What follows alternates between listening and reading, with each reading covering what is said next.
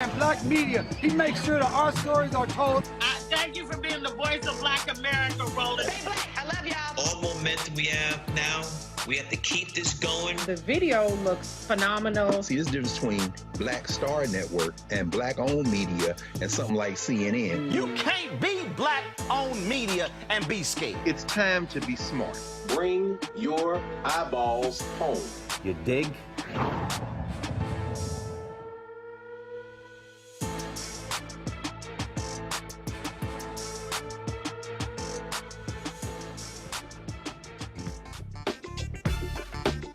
Today is Friday, April 22nd, 2022. Coming up on Roland Martin Unfiltered, streaming live on the Black Star Network, a coalition of civil rights groups, including Black Voters Matter, have filed the first lawsuit against Florida's new racist congressional plan, signed by Republican Governor Ron DeSantis, led by Governor Ron DeSantis, that eliminates 2 majority black districts. Co-founder of Black Voters Matter, Albright, will break down the lawsuit. Melenese Ford is just one of many women who say they are victims of Darius Cooks Williams.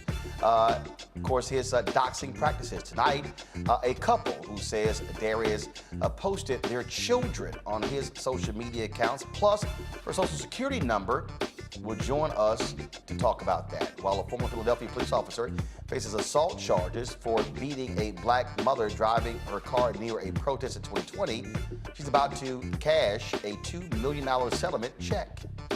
Get this, y'all. Santa Ana, California police officers are playing music to keep, videos of them on patrol from being posted online.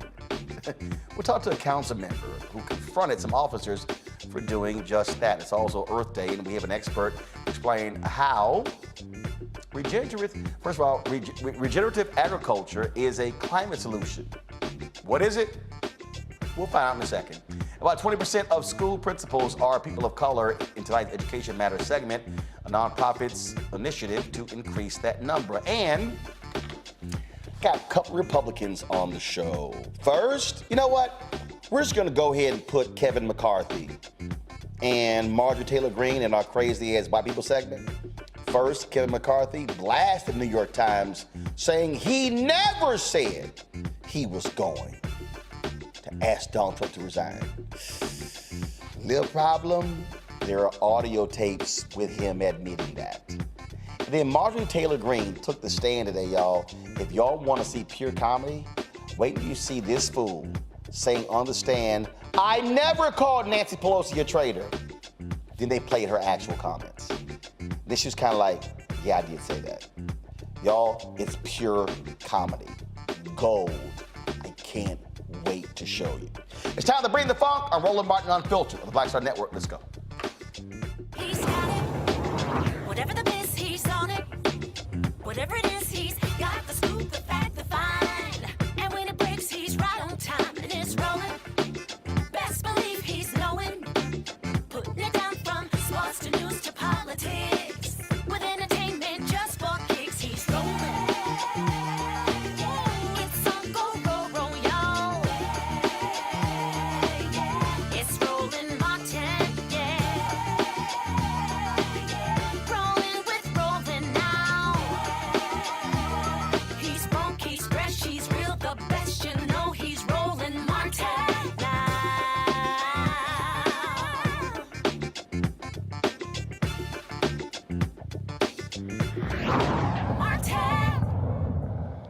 A couple days ago, I talked to a woman from Atlanta who said that Darius Cooks Williams, goes by the alias Darius Cooks, had doxed her.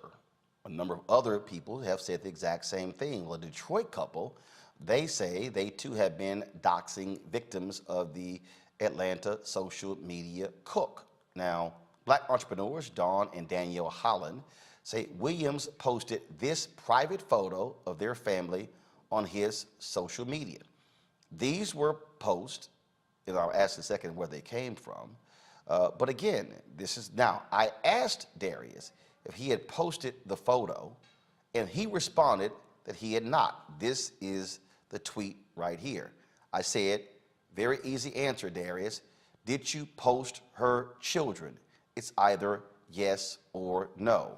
He says no, that is a lie. Williams even claimed to have Danielle's social security number. Yeah, I even asked him if the doxing accusations were true. His response, their attempt is laughable. Don and Danielle Holland, who don't think this is a laughing matter, join me from the Metro Detroit area. Glad to have both of you. First off, I want to start here, and that is there have been a number of stories, again, that have been done. Folks have made various complaints. The photo that was posted, did either one of you post that on your social media accounts? The pictures that he posted were, hi Roland, how are you, by the way? Great.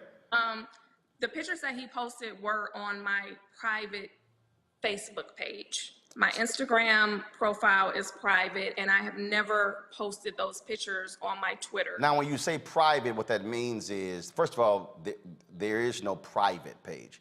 You can lock it, but people can still join your page, correct? I mean, to my understanding, you have to send like a friend request or something. Right.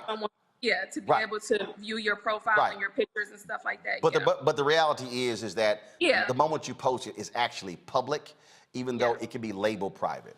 But so how long ago was it when he took those photos that were on your Facebook page, and then and where did he post these images? Because he was angry with you, but he chose to post photos of you and your children. How long ago was it? So the date was February 16th to be exact.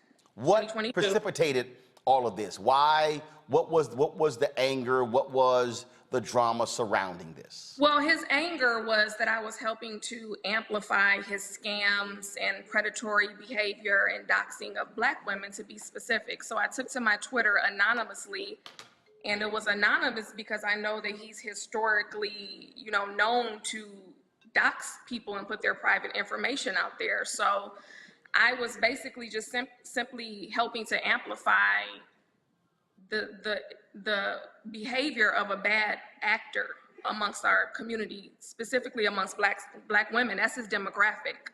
So I was taking to my Twitter to retweet, to help spread information, any public documents that were out there regarding him. And for some reason, I was like a needle out of a haystack. He honed in on me. And I guess I was an easy target for him to dox. And that's what he ended up doing. All right, so what else has been published? So was it just these? Now, when the allegation that he posted your social security number, did that happen? When did it happen? He did not actually post my social security number. What he did was imply that he has my social security number, which you just showed in the screenshot or the Twitter tweet that he, tweeted. He said that, I said, why are you implying that you have my social security number? I said, I'm not trying to be employed by you. Why is that something that you would need as far as a social security number and a background check are concerned? And he said, there is no implication. I do have your background check. Screenshot that.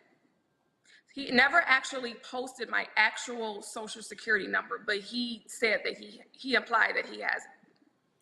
So how long has this been going on, and how has this impacted the both of you and your family?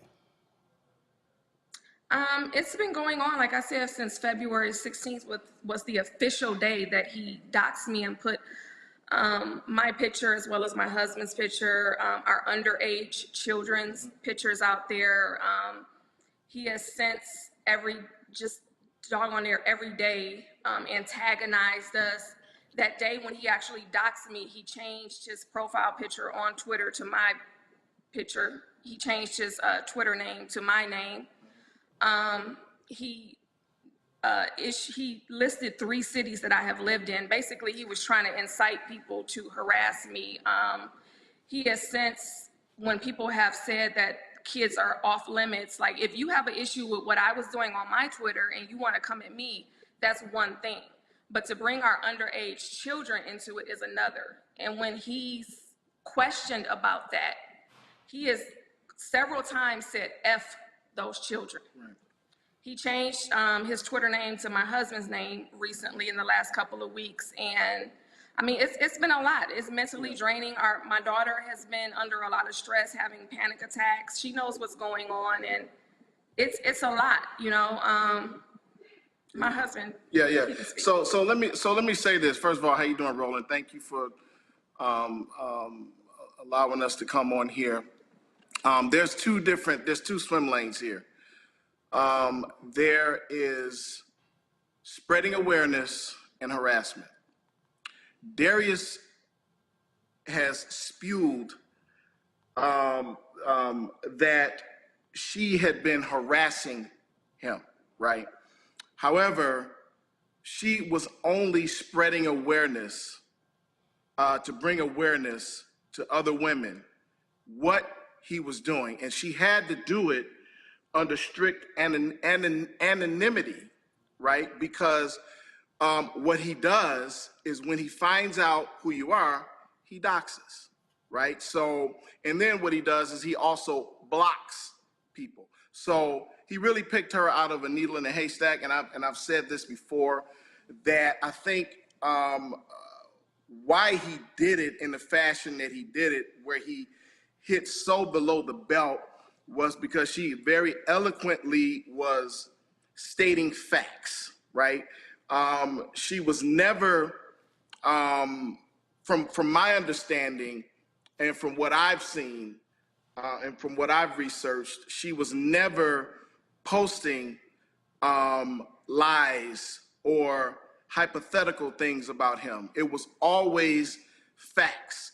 And I didn't know who he was. I didn't know what a Darius Williams was until February 16th. I mean, you know, again, you know, when we were all in shutdown, from what I've been told now is that, you know, with COVID or whatnot, you know, he had really claimed the fame when he was, you know, over shutdown. So in passing, you know, she would tell me about different people that she would follow, and, you know, everybody was just at home. We had no other choice but to turn to social media. So when this all came about on February 16th, she kind of reminded me of who this guy was. But I would remember she had talked about the pattern that this one of the people that she was following would do, right? And the pattern was being disrespectful to Black women, was being, there was information about him being a scammer. If any customer, if anybody opposed him, he would block them. Well, first he would ridicule, he would talk down to them, and then he would block them, right? So when this came about, light bulb popped in my head. I'm like, okay, well, this is the guy. But again, I had no clue of who he was, what he does. I mean, I'm not even in this space, right? I mean, this was, when I got involved in this thing, I mean, I hadn't sent a tweet in 5 years, right? So when all of this occurred, when he had doxed us, I went ahead and I actually was, Danielle will tell you, I was like kind of irritated. I was like really irritated about it. I'm like, why are we even in this space? Like, what happened? You know, why are my children on the internet? Why is this guy coming at us? So I told her, I said, you know what? We're gonna shut our social media down. Let's go dark for a minute. But again, you know, he was going live. He was just ridiculing. He was ridiculing us. He was talking about, I got her kids. I got her kids' information. Tell Don Vaughn I said hello, blah, blah, blah. I mean, he was literally just verbally like assaulting us over the internet. And boasting that he figured out who I was. Yeah, and boasting that he figured out who she was. So I'd say about, you know, 1:30, 2 o'clock that morning, Roland, I was hot, man. I mean, I was hot. I'm like, I got too much to lose. You know, I got a household, I got family, I got people that depend on me to, people that work for me. You know, I can't lose it, right? But that was your first instinct. I don't know if you have children or if anybody that's watching that have children. You know, all bets are off when children are involved, young children. And so I had to master extreme emotion because I wanted to go back to my old Detroit roots, but I couldn't. So about 1:30, 2 o'clock in the morning, I sent my first tweet that I hadn't sent. I hadn't, because I don't tweet. You know, I mean, I had a Twitter account, but I hadn't sent any tweets for 5-6 years. So I sent a tweet and I posted a picture of us and I says, you know, Darius, this is Don Von Holland, husband of Danielle. You posted my family, you posted me. I need to understand why you did this. Please give me a call. So I'm like, you know what? If this guy, I'm gonna get ahead of this guy, you know, because I know he's used to posting telephone numbers. He's used to posting personal things. So I'm like, you know what? I'm gonna dox myself. So I says, I need you to give me a call. I put my personal cell phone number out there. It says 313-330-4992. I need for you to call me. So, and I think I sent a couple other tweets after that. And then the next morning, we got up, we were moving around, we're still hot, trying to figure out what we're gonna do about this.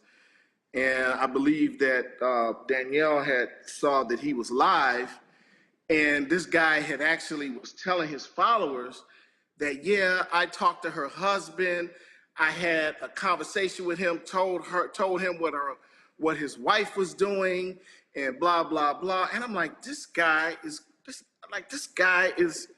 something's up with this guy. So I did another video and I says, you know, Darius, you said that we had a conversation. You haven't. But to rewind before that, actually, I remember I shut my Twitter down a few hours before the night before because I was receiving, you know, crazy messages and stuff. So I shut my Twitter down for about 5-6 hours, and we wake up to the morning. What Don just said happened afterwards, but the first thing we saw in the morning was someone sent us an Instagram post from him saying, oh yeah, that's right, that's how you clear a BITCH out. Yeah. So he thought his attempt was to basically, he wanted to threaten me, he wanted to shut me up, he wanted to scare me, he wanted to send me into a dark hole somewhere. And he thought he successfully had did that. So he boastfully made a post, you know, smiling and saying, that's how you clear a BITCH out. Right. So now we fast forward, and then that's when the Instagram Live, he was on Instagram Live, and then he stated what he stated in regards to actually having a conversation with me. So I did a video, I tweeted my second or third tweet, and I says, you know, Darius, you stated that you had a conversation with me. You stated that that we talked, and I says, you know what, my phone has been ringing, but it hasn't been you. I says, you have an extreme, vivid imagination. I mean, this man actually imagined an entire conversation, and he actually verbatimly read that conversation off to his followers. Well, he didn't imagine, he lied. Yeah, he lied, right, that's what I'm saying. So the two of you never had a conversation, but he put it out there that he did. Have the two of you taken any action, any civil action? Have you taken anything asking to have him take things down? Has been any action have you taken against him? Yes.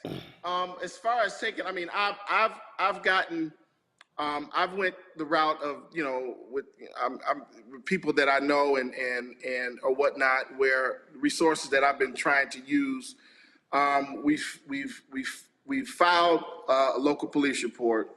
It is currently in the prosecutor's office. I'm in the discussions with the prosecutor right now on a local level here in Michigan. Got it.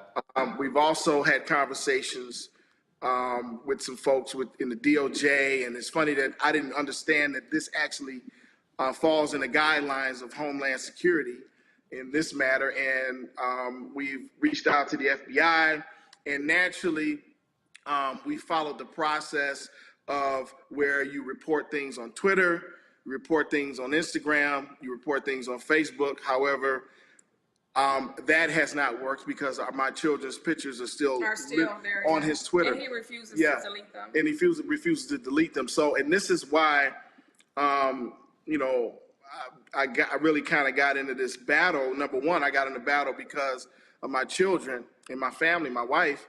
And then number two, as I started getting into the fat meat of this whole situation, there's really no real process that's in place on the local police department level, because there was someone else that was here in Michigan that had a certain situation with him, and they had went and tried to file a police report, but the Detroit Police Department kind of just threw it out, said, you know what, you don't have a case. However, in the zip code that we live in, they are kind of like really diligent on trying to push it through. I mean, and that's the thing. I started getting into the fat meat of this. Is like, what is the real process to report somebody on a local level? Where can people go instead of like reporting it, cyberbullying on, you know, Instagram, Facebook, and Twitter? Like, what is the actual process that's in place? Which really, it's almost like it's zip code specific, you know? Right. Yeah. So that's the thing.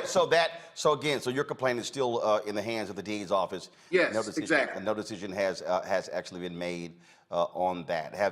Last question for y'all. Have y'all heard from other people who have similar complaints with regards to Darius Cooks Williams? Absolutely. I mean, we get flooded with inboxes of people that have had situations in dealing with him. As a matter of fact, there are people that have been coming specifically in my inbox stating that they were afraid to come out because of what he does. I mean, they don't really have any, you know, I'm not going to say they don't have a fight in them. They just necessarily don't know what to do to try to fight this whole process. So that's the thing. I'm actually trying to figure out how I can help them and what do we need to do. So it's like I'm kind of guiding the individuals that's in my inbox on what they need to do and follow the steps and the protocols that we are trying to do, you know, that we're doing. So yeah, we get tons of people that reach out to us saying, hey, this happened to me. Hey, this guy blocked me. Hey, this guy owes me money. Hey, what do I need to do? You know, and that's the thing. It's like, man, I cannot really, it's like I got into the fat meat of this, and it's like, man, this guy is like a predator. And he's currently on his best behavior, trying to issue refunds and do customer service on live because of the heat that's been under him recently, as far as, you know, your show and the hashtag Darius Crooks on Twitter, as well as Randy Travis's Fox 5 Atlanta 2-part segment. And so, whereas people would normally get blocked or ignored when they're asking about a refund or products not received, he is on social media refunding people and answering any inquiries, whereas that's not his normal stance. Right. So. And I want to touch this point back again, because his stance on his reasoning for going after Danielle was because she harassed me for 9 months. Roland, you know as well as I do that the definition of harassment and the definition of awareness is totally two different things, right? Danielle was literally spreading awareness to other women, right, about his hypocrisy.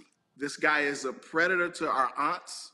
This guy is a predator to our mothers, our grandmothers, our sisters. You know, and that's the thing. And again, she had to do it in strict anonymity because of the way he operates.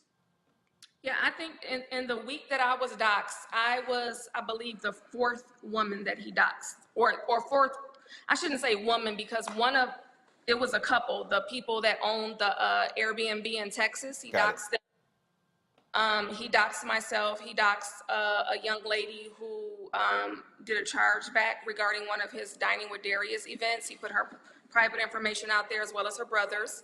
And he put a young lady who he hired to do the cleaning services after one of his dinners, who he hired, I believe, off of Craigslist. He put her private information out there as well. So within a week's time, I was like the 5th person that he doxed. Well, this is certainly disturbing. I've invited him several times to come on the show to discuss these allegations. Still waiting for him to accept that invitation. I do know about this court hearing for May 17th with Melenese Ford regarding that restraining order, so we'll be covering to see what happens as well. We surely appreciate both of you joining us. Yes, sir. Thank you. All right, Thank you thanks a bunch, and good luck with it. Folks, coming up next, we're going to talk about the new Florida maps. They are just simply gutting black people, trying to get rid of 2 majority black districts. We'll talk with Cliff Albright, co-founder of Black Voters Matter, about what is happening in the Sunshine State. You're watching Roland Martin Unfiltered right here on the Black Star Network. I'm Deborah Owens, America's Wealth Coach. And on the next Get Wealthy, you'll meet Jandy Turner, who took her love of sports, expanded her network, and created a thriving business. I settled on developing a golf event planning business, which in and of itself has been very viable for me. One of the things that I've learned from producing hundreds, if not thousands, of golf tournaments is that business gets done on the golf course. All on The Next Get Wealthy, only on Black Star Network.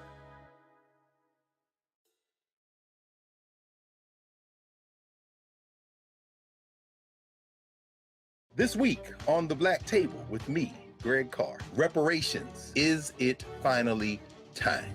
2 of the country's foremost authorities on the subject will join me to try to answer that very question. A powerful installment of The Black Table with me, Greg Carr, right here, only on the Black Star Network.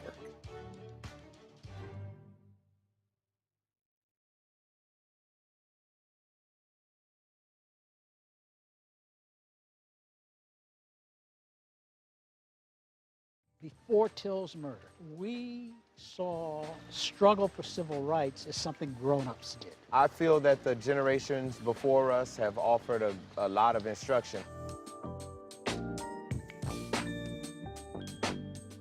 Organizing is really one of the only things that gives me the sanity and makes me feel purposeful. When Emmett Till was murdered, that's what attracted our attention.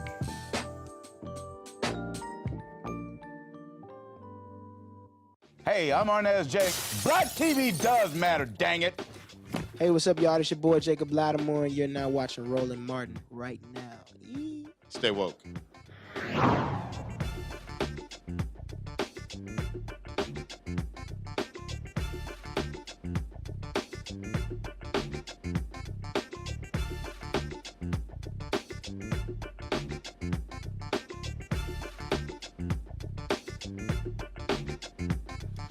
Republicans have been attacking Democrats all across the country, especially black people. Florida, they chose to take the racism to a whole new level. Governor Ron DeSantis rejected the maps that the legislature drew up. So he said, I'm going to drop my own, getting rid of 2 majority black districts. Already, lawsuits have been filed against Florida as a result of this decision. Joining us right now, folks, is Cliff Albright. He is the co-founder of Black Voters Matter. Glad to have him with us. Cliff, look, we expect stupid stuff to happen in Florida. Now we see this. This is an absolute attempt by Governor Ron DeSantis to completely destroy black representation in Congress. You're absolutely right, Roland. By the way, happy belated anniversary. Appreciate it. No, I mean, we're looking at, this is even worse than what we saw out of the recent situations in Alabama with their maps and Louisiana with their maps. And those situations, the fight was really about whether or not the maps would be changed to give black folks the extra representation that we should have. In this situation, DeSantis, as you already noted, has gone out of his way, in fact, arguing with his own Republicans within his state, arguing to not just to not increase black representation, but to take away 2 seats, including carving up the seat that's in northern Florida, which goes roughly from Jacksonville over to Tallahassee, which includes some rural black populations in between, but literally carving up that one district into 4 separate districts, none of which would have the ability to elect a black representative, taking it from a district that has, close to 50% black representation and carving it up into 4 districts, none of which have anything more than 30%, and some as low as in the teens. And so, he's been very clear about what it is that he was trying to do. In fact, idiotically clear, because he's basically announced that the reason that he was doing this is because he's trying to carve up this black district. Just a clear violation, not just of the Voting Rights Act, but more importantly, even of Florida law, and a Florida amendment that was passed regarding fair districts back in 2010, an amendment that was passed because of what the voters voted for in the state of Florida. So this is an attack on democracy writ large, but obviously on black folks. This is squarely rooted in racism and anti-blackness, and he's not even trying to hide it. And look, the reality is, whether it's this decision, whether it's him leading the removal of Disney's favorite tax status, we can go down the line. Ron DeSantis is trying to be Donald Trump 2.0. He's up for re-election as governor, but he also wants to be the Republican nominee for president in 2024. That's what all of these moves are about. And in fact, I dare say that Ron DeSantis, and I said this about Mike Pence, is even more than Donald Trump, more dangerous than Donald Trump. We knew Donald Trump was a buffoon, but these folks are even more dangerous than that idiot. Yeah, no, definitely. And he's demonstrated it in a variety of ways. And you just mentioned, some of the things. And that's why I always say, people try to act like voter suppression is just, just an administrative act. It's just a white collar crime, right? It's a bureaucratic crime. No, voter suppression is a violent crime. It has violent impacts on our lives. And when you have somebody like DeSantis who's in power because of voter suppression and is able to do things like don't say gay and attacking LGBT rights and attacking black rights and literally killing people in the state of Florida because of the way that he's handled or mishandled COVID, and a protest bill which has literally allowed people to drive cars over protesters. Let's not forget that. Voter suppression is a violent crime. It is having violent impacts on our lives, and he's using any means necessary to maintain that. Keep in mind that and shout out to the Florida legislators who, in the midst of this vote on this map, decided to do a sit-in, and not even just a sit-in, a full-out protest, because they weren't just sitting quietly. They had signs and were walking around, and so shout out to them. But keep in mind what they did, what the Republicans did in response to that. They cut off the internet, right, which is something that you see in these countries that people try to paint at as being so authoritarian, dictatorships and all that. They cut off the internet, and then they kicked out the journalists, right, which again is something that you see in all these authoritarian states. This is what it's come to in the state of Florida. All of it is rooted in anti-blackness, but as we often see with racism, structural racism, and white supremacy, what starts off geared directly at us eventually infects their entire system. Again, the constitutional amendment that he is going against in Florida law is an amendment that was passed by the voters of Florida.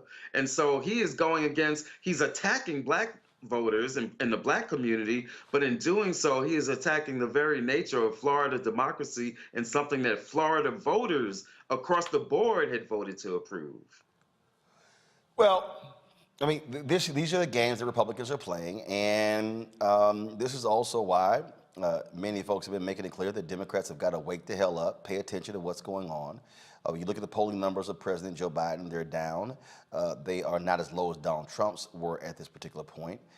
And so Democrats are going to have to muster something to say to voters, especially black voters. Otherwise, they're going to get obliterated in November, and they very well could take control of the House and the Senate.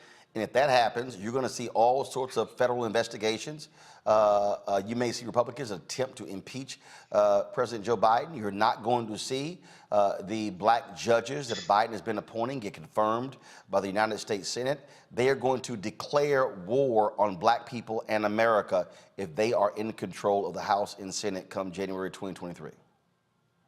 That's right. And the only way to keep that from happening, one of the only ways to keep that from happening, and you mentioned it, Roland, Democrats have got to get, including in Congress as well as in the White House, Democrats have got to be just as ruthless about using their power. And yes, I said ruthless. They've got to be just as ruthless about using their power for the good, right? as folks like DeSantis have been for using it for the bad in the name of white supremacy and racism and anti-LGBT and anti-women and anti-everybody else, right? That's their campaign motto, right? Republican Party, we hate everybody. And so, but they don't hate anybody more than black folks. So we need the Democratic candidates, those who are already in office, as well as those that are running for office, to be just as clear about their defense about black folks and other marginalized groups, and to speak to our issues and to speak so unapologetically. That's how you mobilize a base. President Biden has got to be just as aggressive at using his power and to protect students and to waive student loan debt and to deal with police violence and whatever it is that they can do at the executive level. He's got to be just as aggressive at doing that as people like DeSantis are for using their power for the bad. That is the only way. We're not going to say that you counter hate with hate, right? But you got to counter power with power. And you got to counter it with righteous power that is rooted in love and is responsive to your base the same way DeSantis, as you said, this entire move, he achieves two things. One, he gets to achieve his anti-black fantasies, and two, he gets to establish himself as somebody who's Trumpier than Trump, and as somebody who can even stand up to Republicans within his own party.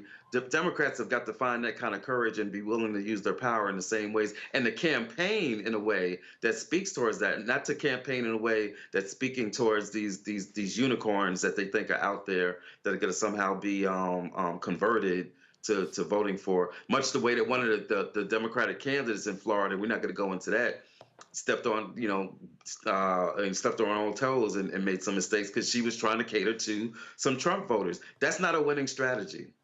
All right, then. Cliff Albright, always a pleasure, man. Appreciate it. Thanks a lot.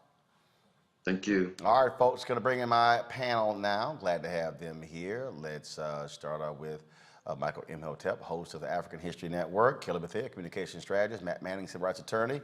Let's get right into it. Michael, I'll start with you. It is crazy, I mean, just to literally watch what is going on, what Ron DeSantis is doing in Florida. I mean, he is really a mini Donald Trump. This man is a menace to society. And you would think that Democrats are coming up with a consistent and coherent message to take this man down, but they're flailing in Florida. They have no leadership whatsoever. Yeah, Roland, back in 2018, when Andrew Gillum was running for governor of Florida against Ron DeSantis, and they had the debate, and Andrew Gillum said, I'm not calling Mr. DeSantis a racist. I'm saying the racists believe Mr. DeSantis is a racist. And I was telling people on my show who are in Florida, we have to stop Ron DeSantis. And people were telling me, oh, Andrew Gillum doesn't have a black agenda. They were saying they weren't going to vote because Andrew Gillum doesn't have a black agenda. I said, Ron DeSantis has a black agenda. He has an anti-black agenda. And an anti-black agenda is worse than not having a black agenda. So yes, there needs to be better leadership from Democrats crafting a message, fighting against this. But also, when it comes to African Americans, we have to have something, an internal white supremacist detector that goes off and teaches us how to identify these threats, because we could see this coming. And DeSantis wants to run for president, and you look at the congressional maps, you look at the stop the anti-woke bill, you look at don't say gay bill, all this nonsense. And at some point, I think we're going to come to the realization that we're going to have to leverage our economics to enforce our politics and target some of these corporations who help finance DeSantis and other Republicans, and have nationwide economic boycotts against them. I know the boycotts have to be planned, but if we started planning them back in July of 2021 or something like that, or even, we'd be ready to launch them right now. But we're going to have to, as Dr. King said, April 3rd, 1968, we're going to have to redistribute the pain through targeted, sustained economic withdrawal strategies. Well, Matt, what we are seeing, we are seeing on the Democratic side a successful legal strategy. They have been racking up wins all across the country. The problem is that's preventing a lot of these maps from going into place. That's trying to stop these voter suppression bills, but you still have to excite voters as to why they should keep you in charge. You absolutely do. And you have to, as Brother Cliff said earlier, you have to really explain the import of why these attacks on voting are so important. The average voter may not understand it, but as we talk about on this show every week, every level of government is important, and every level of government is being attacked and leveraged by Republicans right now. So I think you're right in that the Democrats have to not only continue that push with legislation, or rather with the litigation, excuse me, but they also have to make sure that people understand. I think what he said was so brilliant, that this is a violent crime. When voter suppression occurs, it affects every aspect of our life, and it generally affects us in particular. And for example, people may not know, but in the city of Miami, the exact same fight is going on right now with a black enclave called Coconut Grove, where the city of Miami is trying to dilute their voting potential right there in Miami. So Democrats need to continue leveraging this point, and they need to continue educating on this point so people understand just how important it is to fight against this voter suppression. But Kelly, the thing here is you also have to deliver. And the major bills, the two major bills that African Americans are interested in, George Floyd Justice Act, as well as the For the People Act and John Lewis Act, those three bills weren't passed. And so it's hard to say, oh, this is what we did, if you're not actually making it a strong narrative. That's the piece right there. You have to be able to explain to voters how the things you've done actually have impacted them for good. You're absolutely right. But for me, the bills that you just listed, a large reason why they weren't passed is because they didn't have public support. Why? Because no one was talking about the bills. And this goes back to what I've been saying on your show, what you've been saying on your show for God knows how long now. The Democrats have a fundamental problem communicating not only their wins, but what they want to win, which is passage of bills that will make Black people safer, that will make America safer, safer to vote, safer to live, safer to function. And I know more about what's going on with the Amazon Prime situation, in that there's a possibility that Congress could do something in legislation that would take away our 2-day Prime shipping. I know more about that through commercials that have been paid for by lobbyists and special interest groups. I know more about that than I do about the George Floyd bill, just on a communications level. Why? Because they have invested in the media space and the ad buys to make sure that we know about that issue. Democrats have not been doing that. I can't remember the last time they have done something like that, probably Obamacare. And it is frustrating to me because, like you said, we have wins under our belt on a federal level. But in Florida specifically, what Floridian Democrat do you know who actually knows any type of win that Florida has, either on the local level or on the federal level? Because no one's talking about it. No one's communicating it to them. And they're not even like when it is being communicated, they're not even packaging it like it's a win. They're packaging it like it's a problem. Who wants to hear about a problem all the time when we, the people, don't even know how to solve it? That's what we're voting for you for. So that's why I'm concerned with not only what's going on here, but what's going to happen come November, which is, frankly, Democrats are going to lose faith in the people who are already in their respective positions, because they don't feel like the people in their respective positions have been doing anything, because no one's talking about what they're doing in a positive light such that we can get behind them and actually support them. So until that happens, in a phrase, we're screwed. Speaking of, in terms of what the troubles they have, let's talk about the debate last night in Pennsylvania, where John Fetterman is leading in all the polls.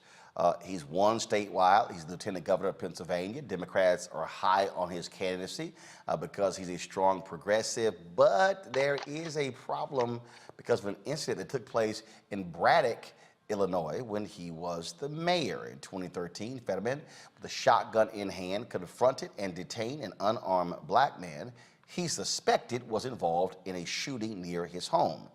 During last night's debate, Fetterman was questioned if he would handle the situation differently if it happened today. This was the exchange with Pennsylvania Representative Malcolm Kenyatta, who's also running against him. The third candidate is Connor Lamb. Check this out. Both of your counterparts on the stage tonight have criticized you for the 2013 incident when you were mayor of Braddock.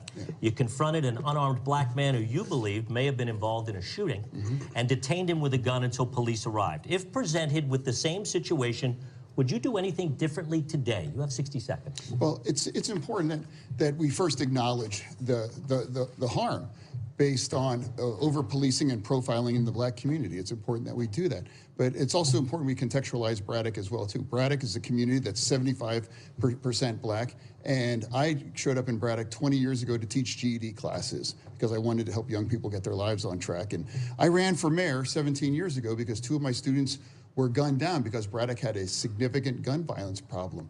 And after running for mayor and winning, I attacked the gun violence problem in Braddock. And we succeeded. My proudest accomplishment was going 5.5 years, we stopped the killing. In 2013, I was outside on a cold January afternoon. I heard a burst of gunfire with my young son. I made a split-second decision to call 911, get my son to safety, and intercept an individual, the only individual out, running from where the gunfire came, and intercept him until our first responders arrived as Braddock's chief law enforcement officer and as the mayor. 15-second follow-up, though. Would you do anything differently today? It's certainly not a situation that anyone would want to be involved with gun violence. But I'd like to point out that I'm the only Democrat on this stage that has successfully confronted crime and gun violence and has been in charge of a police department. Did you do it? Wait a minute, Mr. Lamb and Mr. Kenyatta, I am going to give you both a chance to answer on this. So the man involved in this incident, who is incarcerated for a separate crime, wrote to the Philadelphia Inquirer saying, quote, "It is inhumane to believe one mistake should define a man's life. I hope he," meaning Mr. Fetterman, "gets to be a senator." If that man is okay with it, Mr. Lamb, why aren't you? 60 seconds. Well, in the same statement, the man said that he believes to this day John is lying about the question of whether he pointed the shotgun at him. The man is incarcerated, and John is one of the people who holds the keys to letting him out. He chairs the Board of Pardons, so I'm not surprised by that statement in the least. And it's a kind thing for him to say.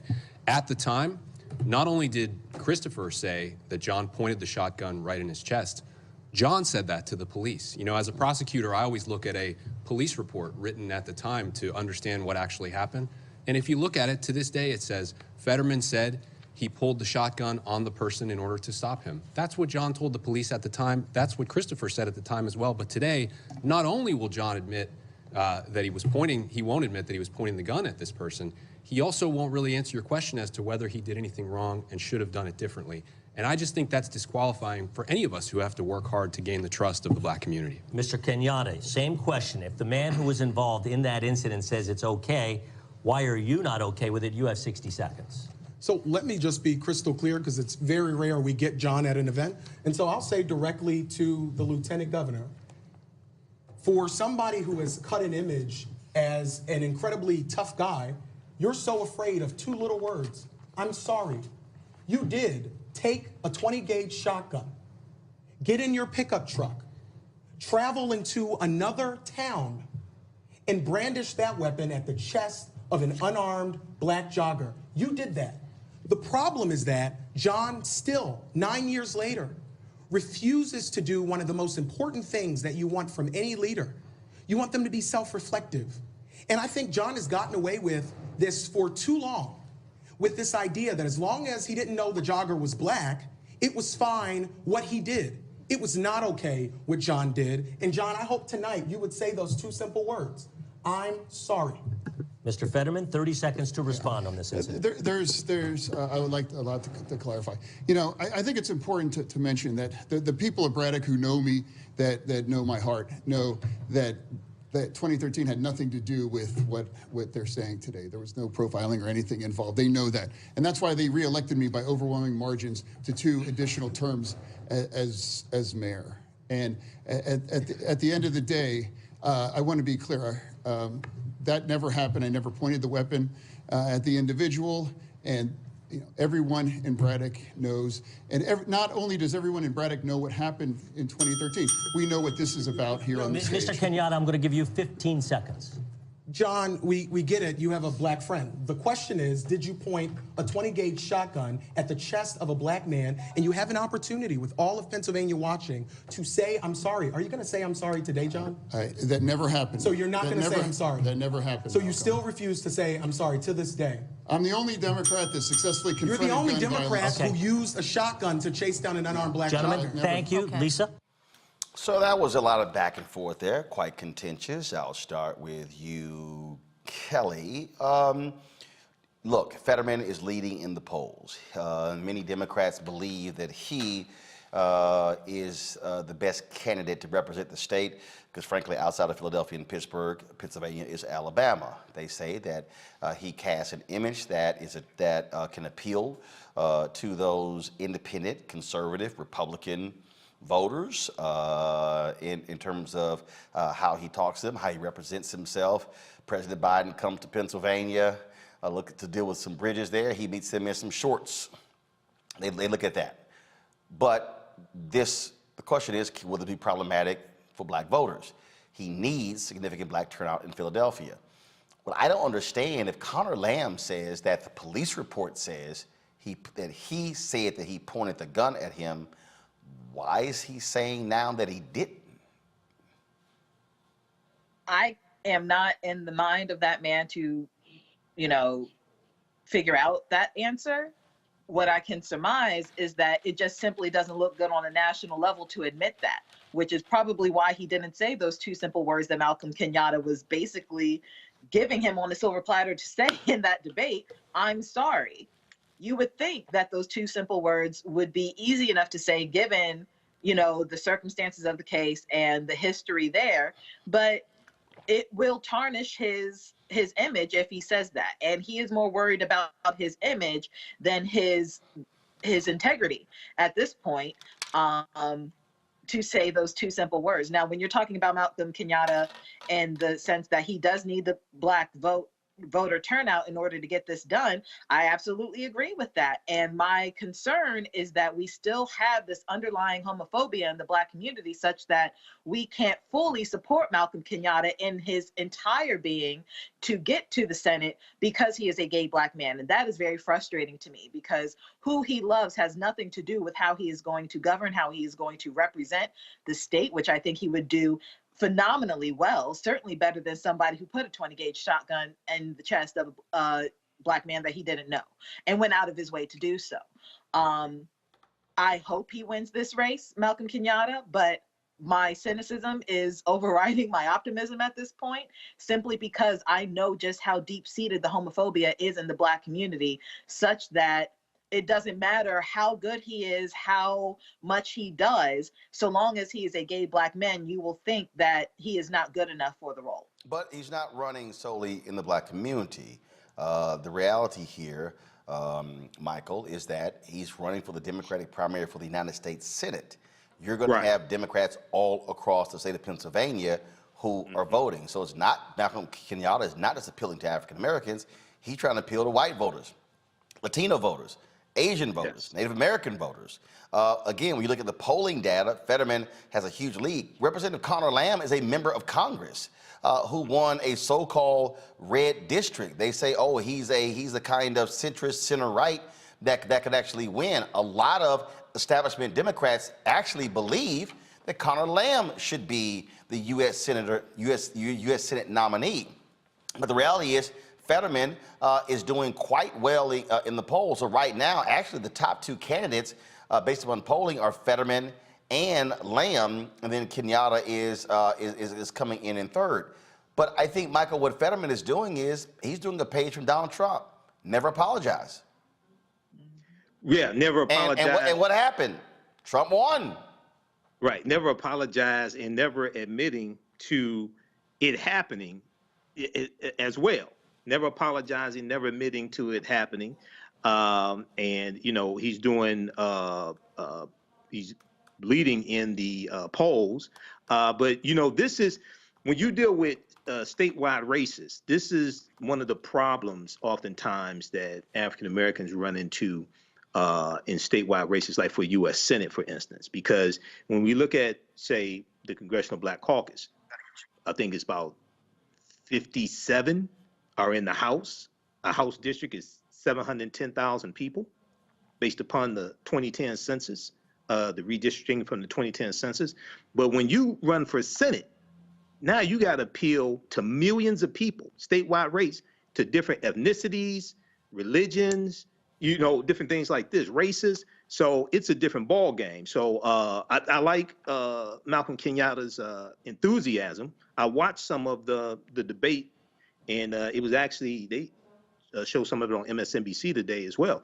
I also want to hear some of their platforms also, their policies beyond this 2013 incident. Beyond this 2013 incident, I want to also hear some of their policy platforms as well.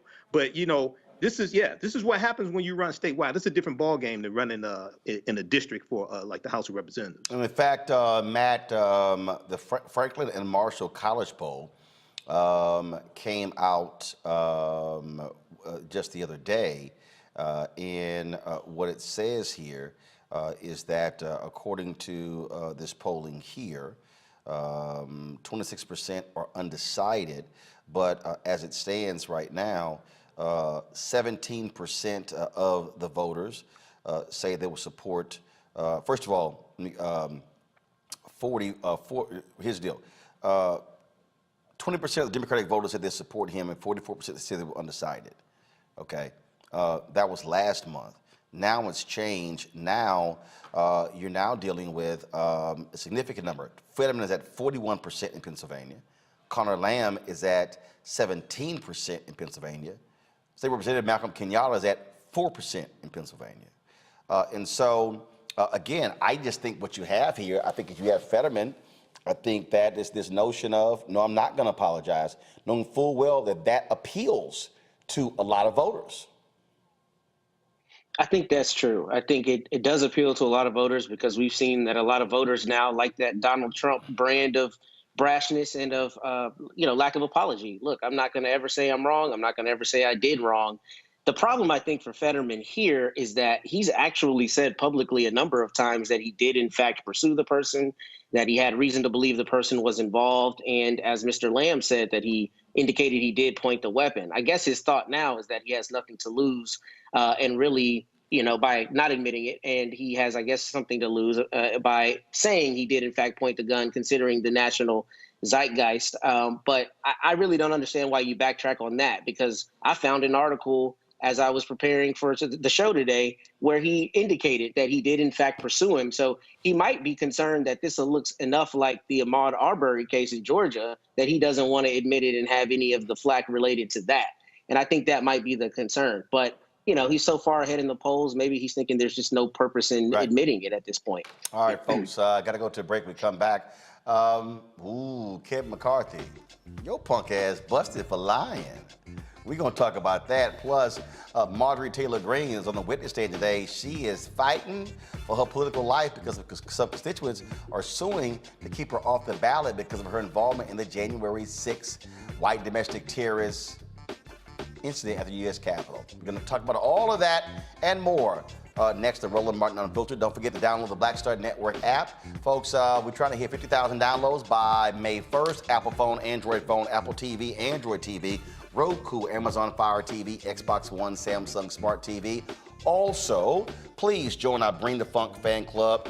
Every dollar you give goes to support this show. Checks and money orders sent to P.O. Box 57196, Washington, D.C. 20037-0196. Cash App is $RM Unfiltered. PayPal is R Martin Unfiltered. Venmo is RM Unfiltered. Zelle, you can send to Roland at RolandSMartin.com and Roland at RolandMartinUnfiltered.com. We'll be right back. I'm Dr. Jackie, and on A Balanced Life, it takes a village to raise a child, and truer words have never been spoken. If you're raising a child, you know that it's a blessed challenge like no other. Even more so if your child has a disability. We'll talk to parents and our expert panelists about the best way forward for your child to help you maintain your own sanity on A Balanced Life with Dr. Jackie on Black Star Network. We're all impacted by the culture, whether we know it or not. From politics to music and entertainment, it's a huge part of our lives, and we're going to talk about it every day right here on The Culture with me, Faraji Muhammad, only on the Black Star Network.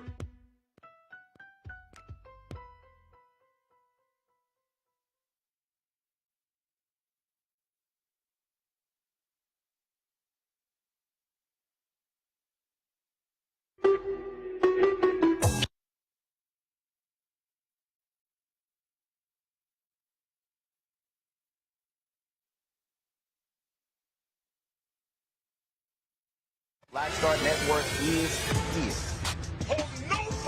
I'm real revolutionary right now. Support this man, Black Media. He makes sure that our stories are told. Thank you for being the voice of Black America, Roland. I love y'all. All momentum we have now, we have to keep this going. The video looks phenomenal. See, this difference between Black Star Network and black-owned media and something like CNN. You can't be Black-owned media and be scared. It's time to be smart. Bring your eyeballs home. You dig?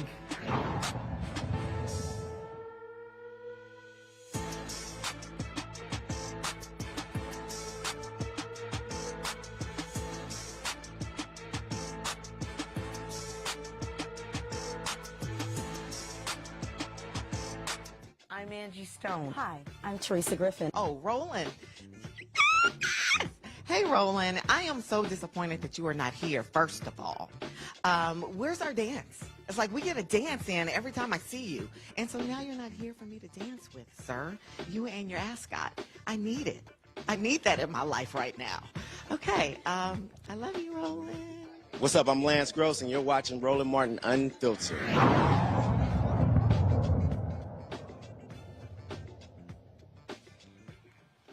Okay, if y'all want a great laugh, whoa, I got a good one for you. So, there's a new book coming out by two reporters for the New York Times.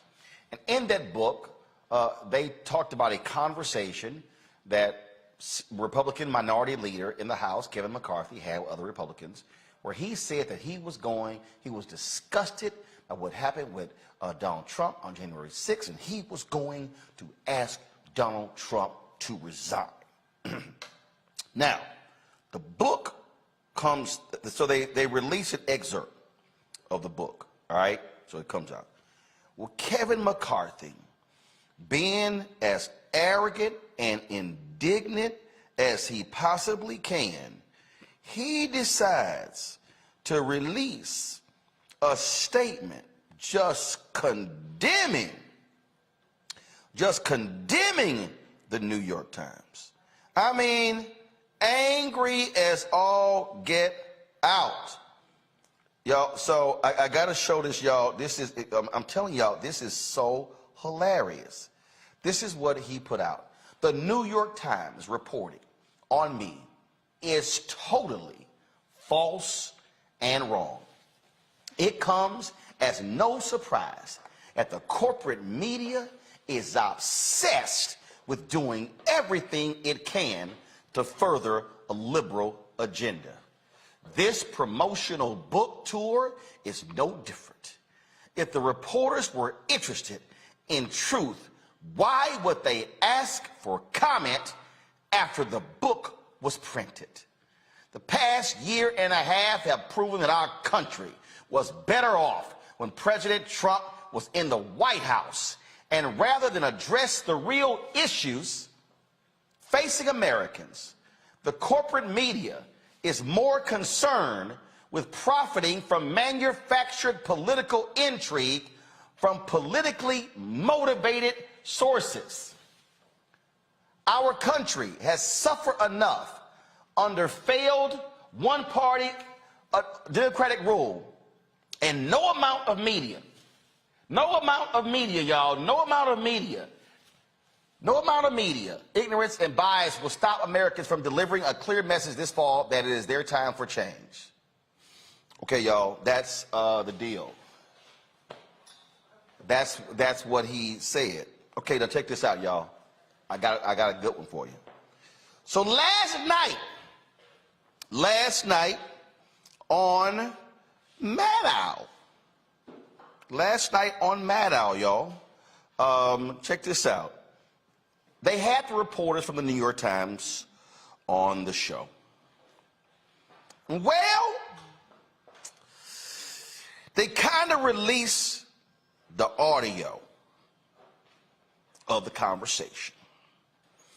And let's just say the conversation didn't quite go exactly like Kevin McCarthy thought it was going to go. So this is what was played last night on Rachel Maddow's show. Go. Here it is. Liz, you on the phone? Yeah, I'm here. Thanks, Kevin. I guess there's a question. When we were talking about the 25th Amendment resolution, yeah, and you asked if what happens if it gets there after he's gone. Is there any chance? Are you hearing that he might resign? Is there any reason to think that might happen? I've had some few discussions. My gut tells me no.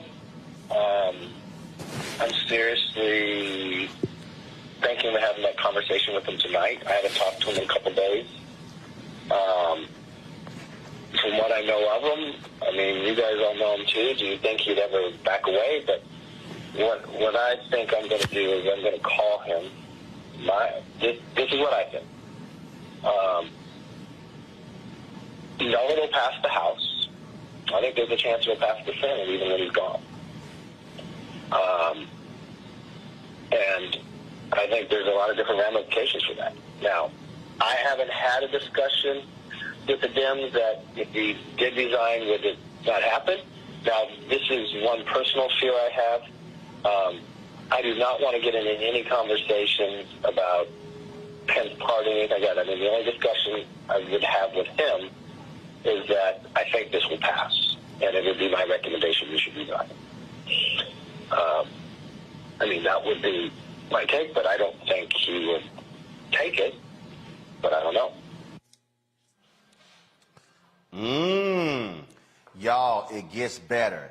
They got more audio, where he says, I don't understand why these social media companies are not banning the accounts of some of these Republicans tweeting crazy stuff.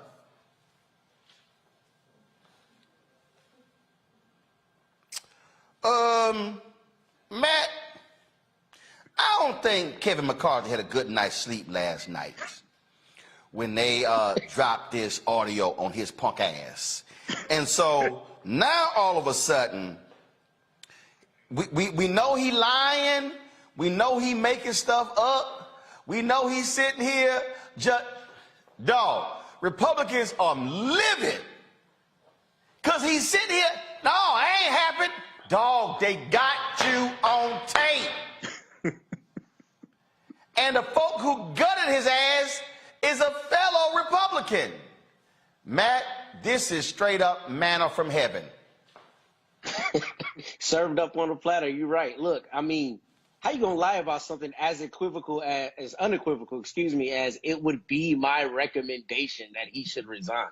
I mean, that's clear as day, and I think it's part of that same playbook of just keep lying, try to act like it didn't happen and hope people forget about it. But this, I mean, you're saying, look, the corporate media and all this BS. No, you clearly said it would be my recommendation that he should resign and expressed that you didn't think that he would do that. I don't know why you would even lie about this instead of trying to spin it in some other direction. But I'm glad that it's being served up because he looks like a fool, as he should. I'm just sitting here, Michael, just hollering, laughing at these Republicans who are just sitting here. And this is what I need everybody to remember when I was on ABC this week. What did I tell y'all about these Republicans? What did I tell Chris Christie to his face? Y'all are more concerned with power and party over principles and patriotism. Exhibit 3,978. Oh, absolutely. These are traitors who violated their oath to defend the Constitution against enemies, both foreign and domestic. And they're trying to protect the domestic terrorists who incited the January 6, 2021 insurrection, which is a continuation of the Civil War and the end of Reconstruction. So I watched Rachel Maddow's show live last night. recorded it also, watched The Last Word with Lawrence O'Donnell. He continued the discussion. And there's more. The other thing is, Roland, there's more audio. The authors of the book, This Will Not Pass, they said they have more audio. Oh, I know. Oh, no. Hey, dog. One of them tweeted me today. One of them texted me today. Get them on the show.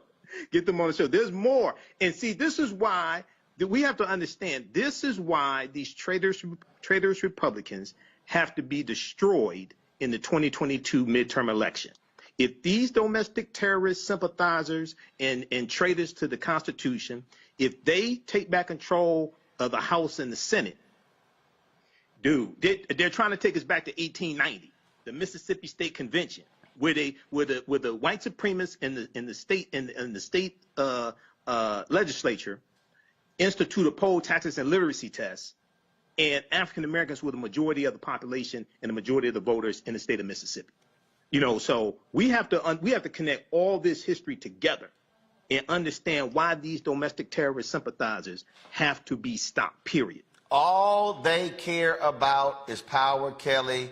And Yes. again, with all of this, let me remind people what I told Chris Christie to his face and Sarah Isker, who worked for the Jeff Sessions Department of Justice. And they were like, well, we worked against him. Yeah, but y'all supported his ass and you worked for him.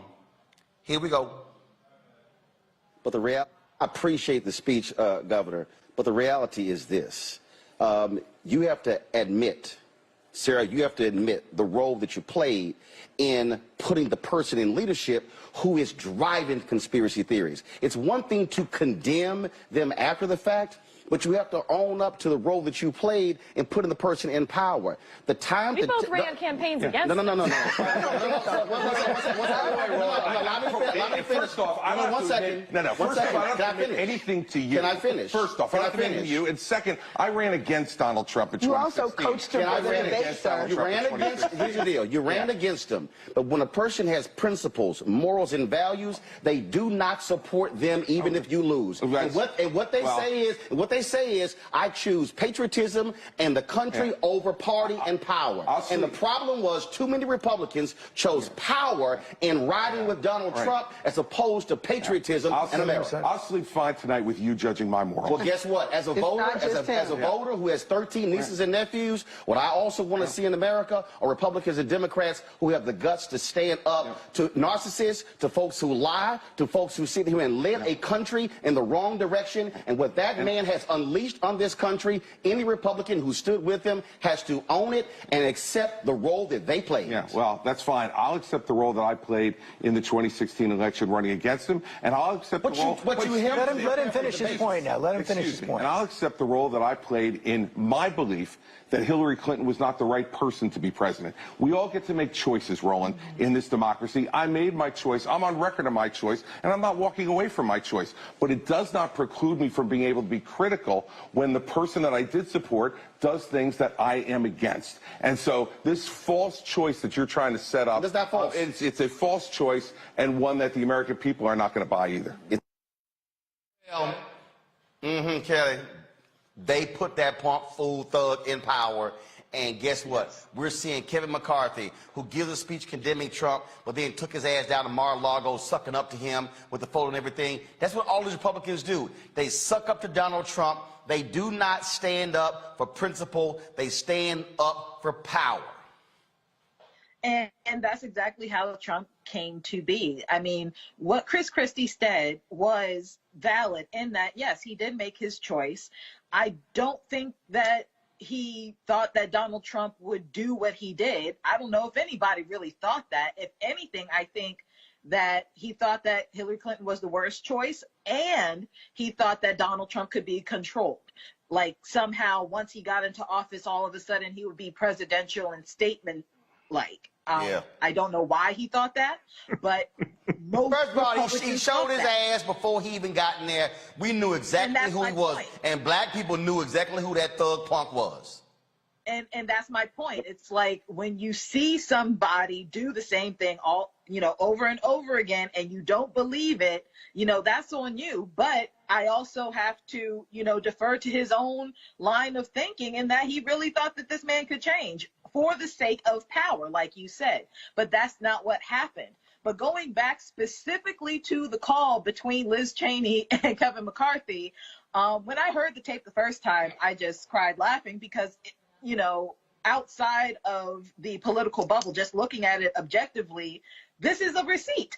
And the fact that he lied to the, Post, New York Times? He lied to a newspaper about what they reported. No, he lied to America. He put that on his Twitter account. He lied to everybody. He thought he could lie until they hit his punk ass with the tape.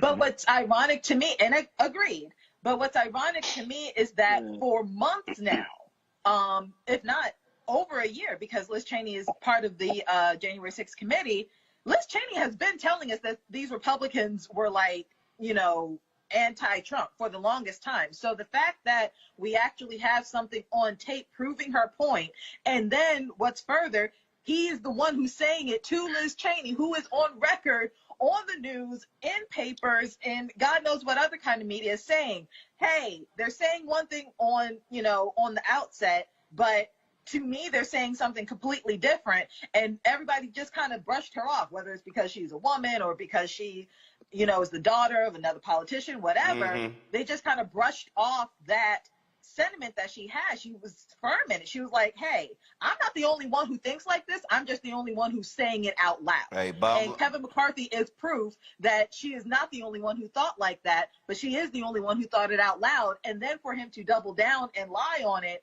with this receipt, I mean, like you said, manna from heaven. Well, bottom line is this here. We know doggone well they some damn liars, and now they getting busted. All right, y'all. We got to go to a break. We'll be back on Roland Martin Unfiltered on the Black Star Network.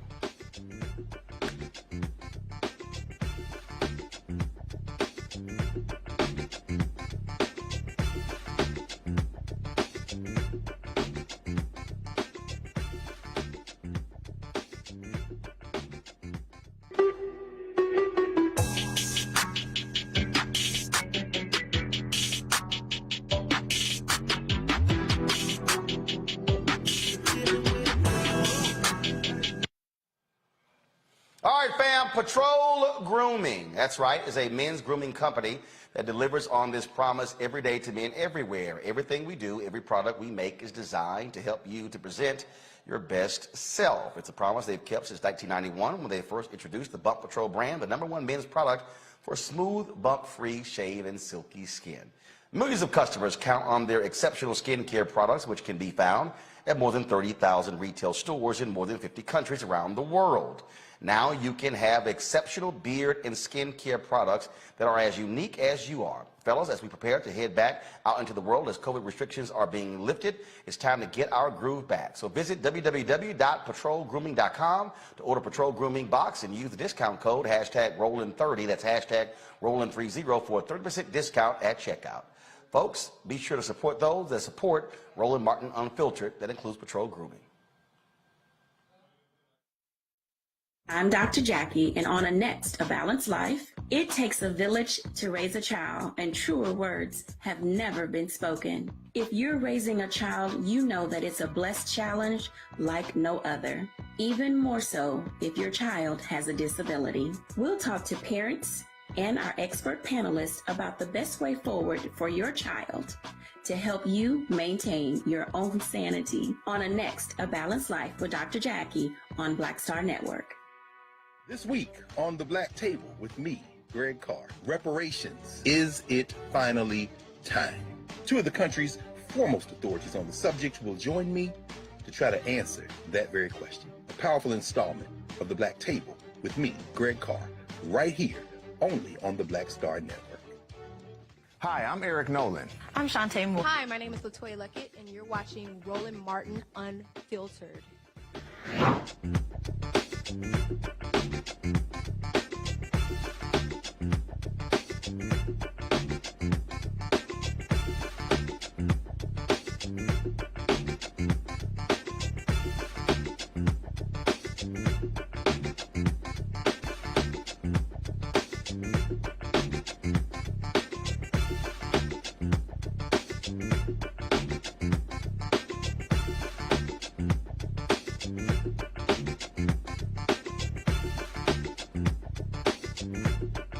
All right, the one thing holding police officers accountable is the ability to record them. It was a video that helped convict the officers who killed George Floyd. It was a video to help convict the officer who killed Laquan McDonald. A Santa Ana, California council member says police are now playing loud, copyrighted music to keep videos of them from being posted.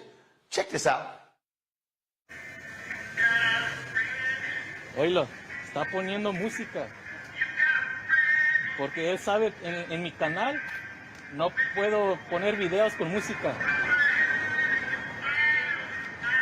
¿Has visto videos donde dicen, oh, no tengo derechos a la música? Neta. No me quieren. Estos no me quieren.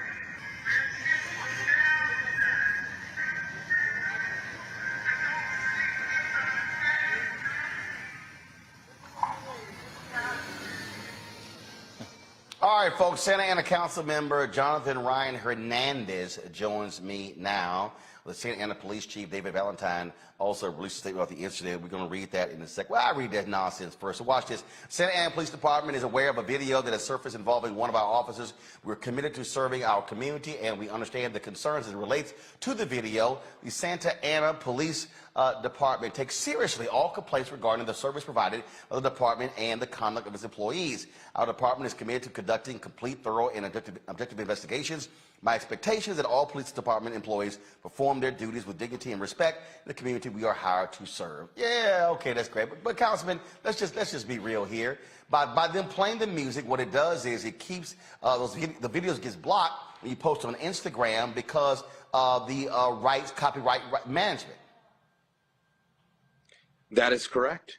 Yes, it does infringe upon our First Amendment rights. And as an elected official and somebody who grew up in that neighborhood, it's important for me to protect our citizens and to make sure that I do everything I can to protect our First Amendment rights. You know, I just sit here and again, you watch, what is going on here. And what you have is you have these cops who are clearly playing games. They got together and decided, oh, we know how to stop these videos from going viral. That's exactly what. So what can you do? How can you change this? How can you impact this? Well, for one, I want to inform the public that you are well within your right to film the police. If it wasn't for those brave community members that recorded the murders of people like George Floyd, if it wasn't for those brave community members that recorded the murder of my cousin, Brandon Lopez, who was killed by Anaheim Police Department in Santa Ana on September 28th of 2021, I was on site that day, but many members of the public recorded. The point that I want to share is you are within your right as an American to film, and in the instance that occurred on April 4th, I was getting ready for bed. It was about 10:45 at night, and what a lot of people don't know is I was already on very high alert at 10:45 at night because prior to this incident that was being filmed, about closer to maybe 10 o'clock, there was 9 officers parked in front of my house, 9 patrol cars. I ended up walking up to the patrol cars and asking if everything was okay. They instructed me that there was an investigation. My street was closed from 7th Street and Rate down to Civic Center. Eventually the cars dispersed, but given the most recent experience I had in losing my family member, I just had a feeling of uncertainty. And as I was getting ready for bed, I heard the Disney music outside. I do have a 12-year-old daughter, so Disney music is pretty common in my household. And I walked out of my household, and to my surprise, the footage speaks for itself. I walked up to this investigation that was now concluded at this point to find these officers playing music to deter members of the public from recording. Has there been any response from the police union? No. As far as I am aware, there has not been an official response. Well, this is certainly quite interesting in terms of how these cops are behaving. Matt Manning, this shows you how pathetic police officers are by trying to stop. Look, if you're not doing anything wrong, guess what? You have no worries about getting videotaped. I think you're dastardly. Oh, apologize. Yeah, no, Matt, go ahead. I just think this is dastardly. I think especially with as much as police post on social media now to try to garner support, I think this is obviously very intentional with the intent of keeping it down. And it's interesting because I think it's going to potentially open them to liability in terms of the very obvious intent to infringe upon the First Amendment right. Not only do you have the right to record, but you have the right to disseminate it, right? You have the right to speak. So them taking affirmative steps to try to prevent that, to the councilman's point, I think they may be bringing liability upon themselves. And it's really a sad thing that somebody would intentionally find a way, or at least try to find a way, to keep these recordings off, especially with as often as you hear police say things like, well, we don't have a problem with recording because it shows that we're usually doing the right thing. This is intentional, obviously, and it's dastardly because somebody really thought about a way to keep from the public eye the doings of this police department. And I think it's just a horrible thing. But it's par for the course, Kelly, when we see how police in this country do all they can not to be held accountable. If I may share. Yeah, Jonathan, go ahead. My sincerest apologies. I just felt it was important because you mentioned that this is starting to be a practice we're seeing more commonly. And what exactly is the goal of this? What are you trying to hide? What is more sinister about this act is that the officer's body cam was off when I approached. And that's not good practice. It just makes me concerned about what could this have potentially escalated to. And so I have to remind members of the community of my city that we as a city are having a response to these issues of misconduct where other cities have tried to sweep them under the rug. We are looking to introduce an ordinance that will ban this practice, and it should have already been banned by our department. I don't have a response as to why they didn't immediately ban it, but I did my due diligence in introducing this ordinance, which we did over the last meeting that we had, and it'll be finalized, I want to say, by the second meeting of May. But to remind the members of the public, why is accountability so elusive when it comes to police departments? I'll tell you why. There are over 19,495 incorporated cities, towns, and villages in the United States. To date, there are nearly 200 verified oversight commissions in the United States. The need for accountability and change could not be more clear. There were 2 other officers there with this officer. And those 2 other officers were unwilling to stop this behavior. So much so that at nearly 11 o'clock at night, an elected official had to get involved. And mind you, I don't carry a badge and a gun. The only thing I bring with me are people's voices. But in this case here, the public is engaging in oversight for our city because we don't have that yet. But something that I am very proud of is we will have police oversight in the coming months. Well, that's why, Kelly, I have long maintained if an officer does not turn on or turns off their body camera, that should be a part of the hiring practices, that they would be immediately fired. Absolutely.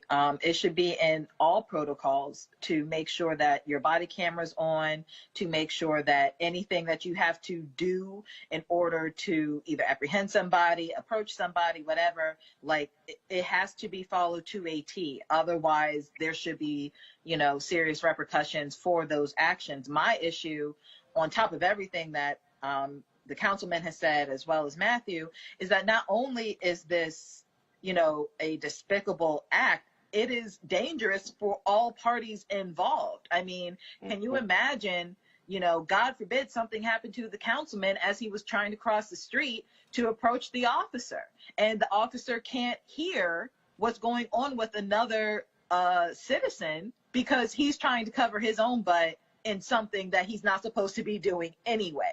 So this is just bad practice overall. It's not even about, the lack of accountability or trying to evade accountability. You are putting people in harm's way trying to cover your own ass. That is an issue. And if you have officers on your force who would rather cover their ass than cover the person, you know, protect the person, to protect and serve, then you have a problem with not only yourself as an officer, but the entire department if they do not, you know, reprimand such behavior and change the policy so something like this won't happen again. You have an issue from the root of this tree, not just one bad apple.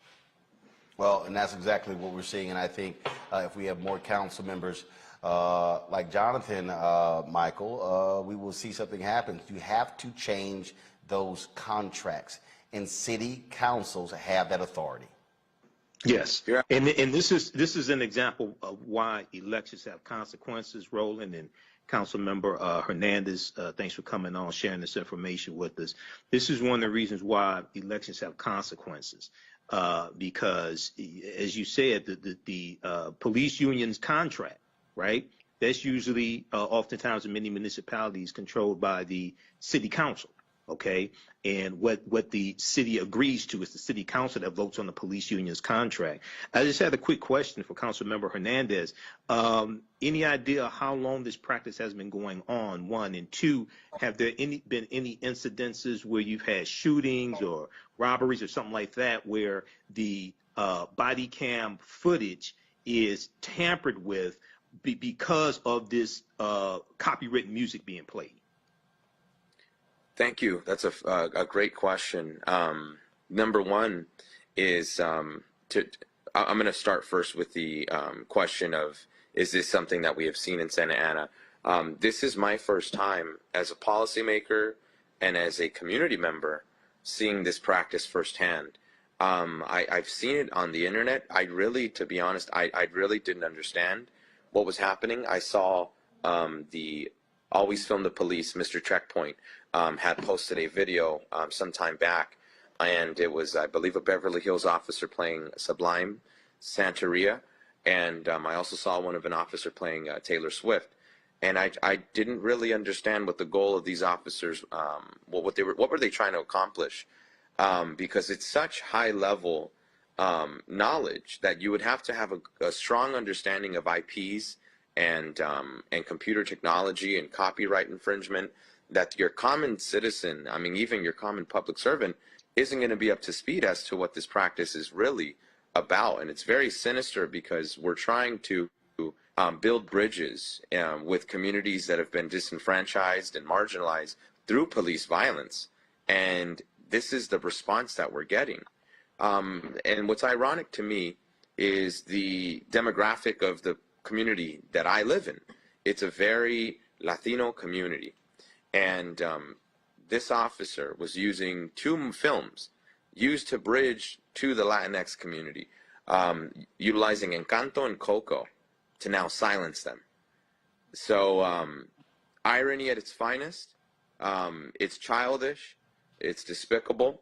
And as a policymaker, right, I could never stand for it. And to answer your other question, I have done some research, and I have found that there have been multiple instances across this country where police have been utilizing this tactic. However, I have not seen any local body of government do anything about it. So I wanted us to be at the forefront of making sure that we stick to the demands of the people and fight for accountability and transparency. Matt, final question.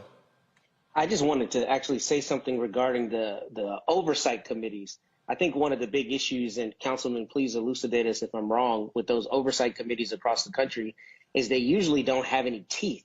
So you have a group of citizens that get to look at a police shooting or a police incident, but they don't actually get to recommend anything that would have any teeth or any kind of consequence on the police department. So my question would be, in Santa Ana, how are y'all considering giving that oversight committee some actual teeth so there can be a measurable consequence if officers do something like this? Yeah, that's a phenomenal question. For starters, I have been part of the police oversight committee that helped create what will then become the actual policy we adopt. And I've been on this committee since last year, and it has been a journey where we've met with members of the community. We met with experts of POBAR, Police Officer Bill of Rights. We've even met with law enforcement to create a model of oversight that we felt was going to be the strongest. Our goal is to have one of the strongest and ethical oversight commissions in the country. And in the city of Santa Ana, what we are proposing is to have a commission with subpoena power, investigatory power, and the ability to hire and fire police chiefs. We are also making it very clear, as evidenced in the video, law enforcement have been investigating themselves, and they're not willing to step in and correct themselves. So something that's very important to members of our community is having a oversight board that excludes law enforcement for that very reason. In the city of Santa Ana, since 2016 to today, we have had over 207 civilian filed complaints against officers. Only 6 have resolved in favor of civilians. So clearly, police overseeing themselves is not working. In addition to that, our commission, I will be fighting for these commissions to be justice impacted friendly, so that members that have been through the justice system, members that know the difference between an officer doing his job correctly and an officer abusing his power, that members of these communities that have experienced injustice firsthand can have an opportunity to also serve on these commissions.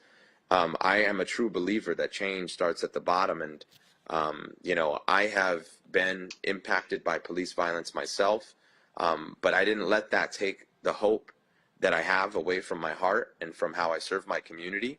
And for anybody who thinks that my fight for accountability and justice is anti-police, I want to remind them that they're wrong. To be bold in the face of injustice isn't to be anti-anything. That's what the people deserve. I am not going to blindly serve a political party or a ideal, you know, set of rules that, you know, a political party says is important. What I am going to do is always meet people where they're at and fight for the disenfranchised and marginalized. And in Santa Ana, unfortunately, we have a lot of fighting to do. All right, Councilman, we surely appreciate it. Thank you so very much for joining us. Thank you. All right, folks, coming up next on Roland Martin Unfiltered, we'll talk Earth Day. And yeah, we should be caring about the environment as well, so look forward to having that conversation. And then also, I got my Crazy as White People segment, Congresswoman Marjorie Taylor Greene. Now, how you gonna try to lie on the stand? See, y'all can lie in person, but you can't lie on the stand because that's called perjury. Ooh, I can't wait to show y'all the video. You're watching Roland Martin Unfiltered on the Black Star Network. When did you know that this is what I wanted to do? I think right after high school, because in high school I was in all the plays. Well, I was always funny, but I didn't know nobody would pay me for it, you know. And then I saw Eddie Murphy. This was like '84 when I saw Eddie Murphy. Eddie Murphy was the hottest thing in the whole wide world, not just comedy. But anyway, he saved Saturday Night Live. If he hadn't started that show would be gone. He had done 48 Hours, Trading Places. His first Beverly Hills Cop, could wear the hell out of a red leather suit, and he wasn't but 23 years old. He was rich enough to pee cream, and he got all that telling jokes. I said, shit, I've been funny my whole life. I didn't know people give you money like that, so I went and got some Red Fox albums. I went down to my mama's basement where I was living anyway, and I stood in that mirror and played them albums and them jokes until I could tell them like they was mad. Wow. And that started me doing jokes, and then I went and did comedy in the street. I was standing on State Street, tell jokes and pass my hat, and white folks would come up and just hand me money, and I liked it.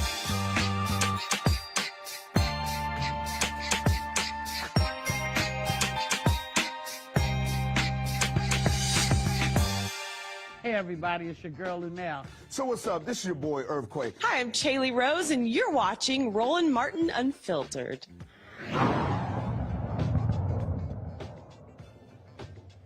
All right, folks, we've got some breaking news. Remember Pamela Moses, the black woman who was hit to jail in Tennessee for illegally voting? Then there's a huge outcry. Well, guess what? The prosecutors have decided to drop all charges. Sam Levine put this tweet out a couple hours ago. Prosecutors are dropping all criminal charges against Pamela Moses, the Memphis woman sentenced to 6 years in prison for trying to register to vote. She was granted a new trial in February, but prosecutors said today they won't pursue it. Well, thank goodness. It only makes sense for them to actually do that. So, hello. But also keep in mind, while that's happening, Trump's former chief of staff, Mark Meadows, he's registered to vote in 3 states, South Carolina, North Carolina, and Virginia. Oh, Republicans love talking about voter fraud. How about one of your own? One of the biggest voter fraud cases happened with Republicans in North Carolina. Oh, remember the 2 Republicans in the villages in Florida who voted for Trump? So ain't it amazing how Republicans love talking about voter fraud, but it's always their people. Yeah. We see what's going on there. All right, folks, let's talk about Earth Day. That's what today is. And so folks all across the world have been celebrating Earth Day.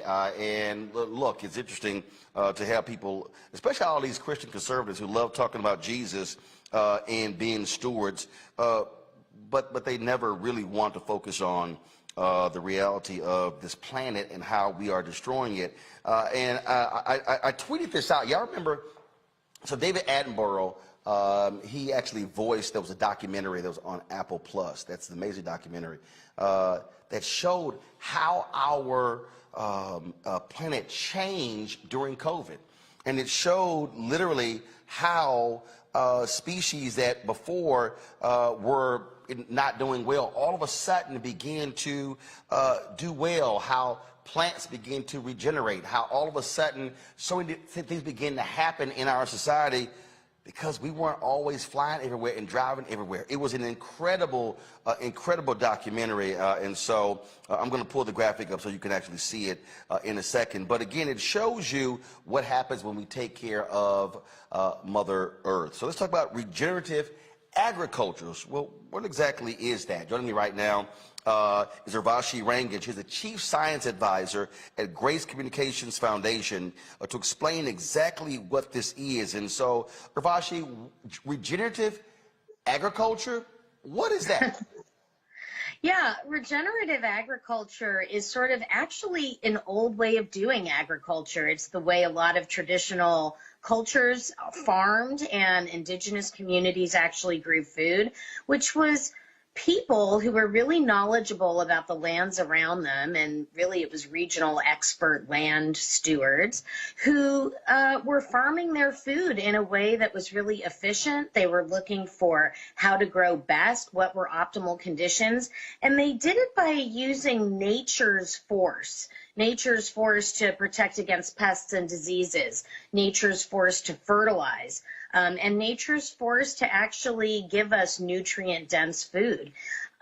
With the Industrial Revolution after World War II, we really started turning to industrial agriculture, the use of lots of chemicals, lots of drugs on a daily basis, millions and millions and millions of pounds of it going into our earth every single year just from farming. And it turns out it's not such a great idea, and more isn't more. Actually, more without the natural biology just sort of flows out and pollutes waterways and even pollutes our air. And industrial agriculture has actually ruined much of our topsoil in this country and continues to do so, which takes away our fertility. It takes away soil's holding capacity for water, for nutrients, and also for carbon. And a lot of the greenhouse gas emissions that we see as a result are because we've lost the carbon from the ground. We've lost it from the soil, and our industrial farming practices simply have not helped at all. And regenerative agriculture really offers an interesting hope. We can actually reverse this tide. Nature's been gracious enough to let us be able to do that. And that's what regenerative agriculture is really all about, is how do we farm with nature, with its biology, and preserve that system so that we actually increase fertility, increase nutrient density, increase soil carbon holding capacity over time. So, but where is this done? We've seen an increase in urban farming, and so where and how this can be done? Regenerative agriculture can actually be done in multiple different places. If you look at livestock production, for example, we have a lot of grasslands in the United States. Those lands cannot be used to grow crops, but they're great for animals. And it turns out next to forests, they have the second largest capacity to sequester carbon.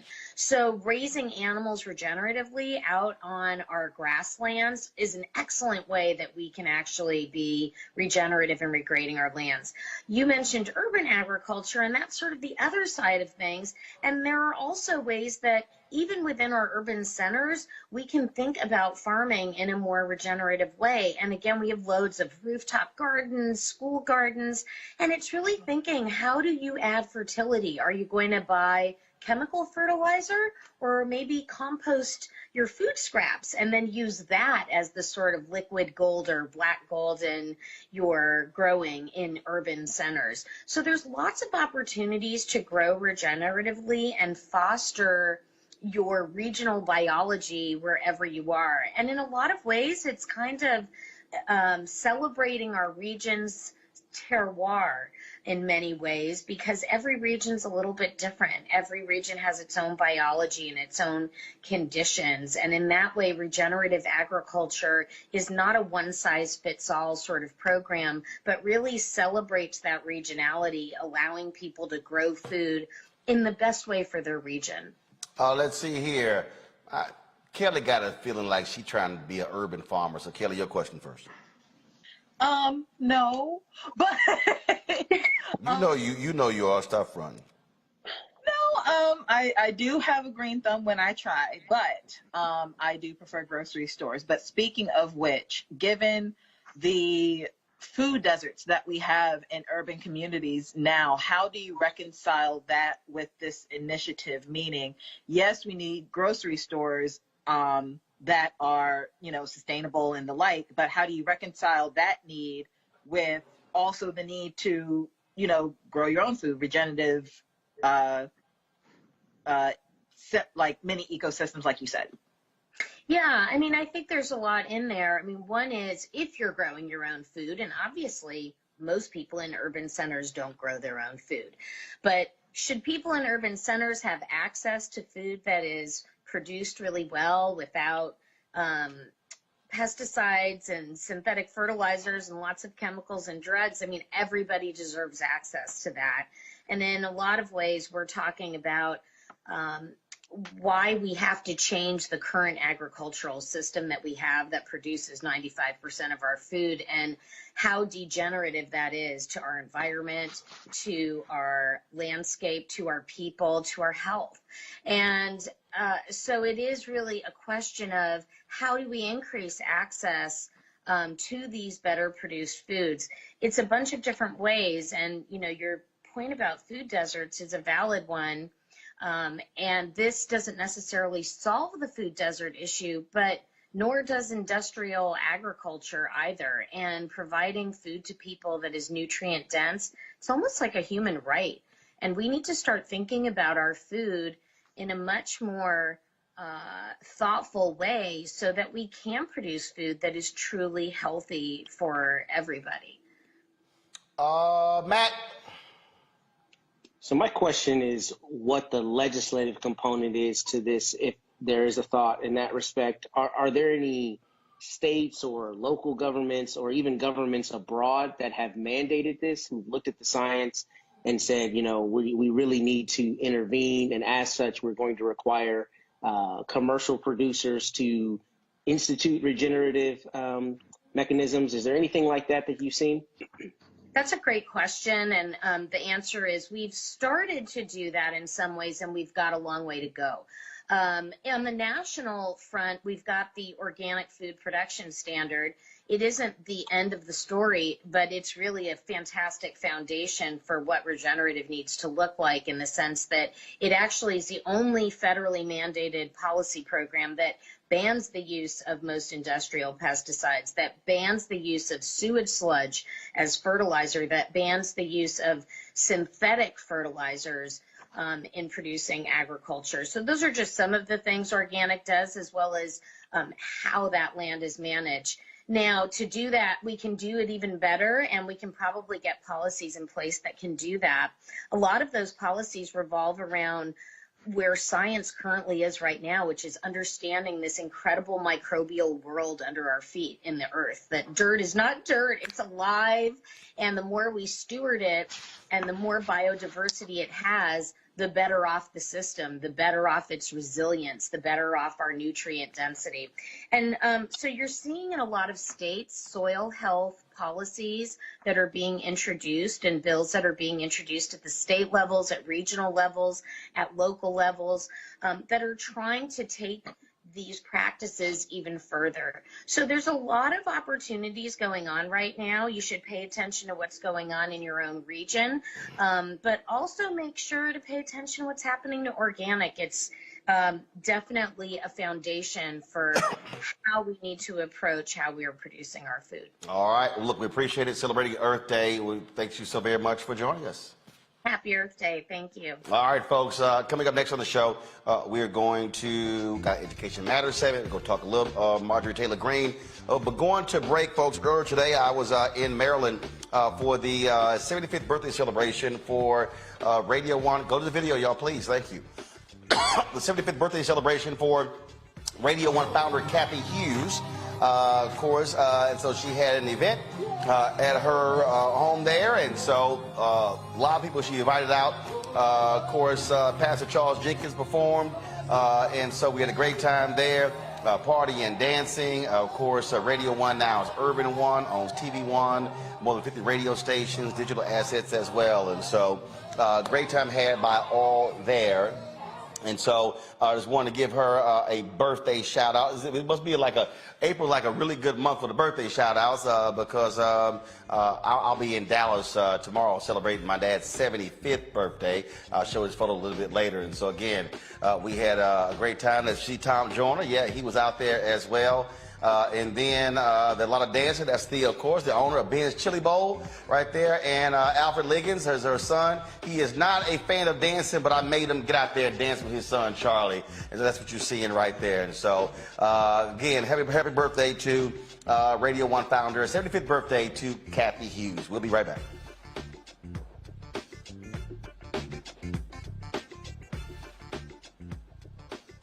Black Star Network is here. A real revolutionary right now. Support this man, Black Media. He makes sure that our stories are told. Thank you for being the voice of Black America, Roland. I love y'all. All momentum we have now, we have to keep this going. The video looks phenomenal. See, there's a difference between Black Star Network and Black-owned media and something like CNN. You can't be Black-owned media and be scared. It's time to be smart. Bring your eyeballs home. You dig?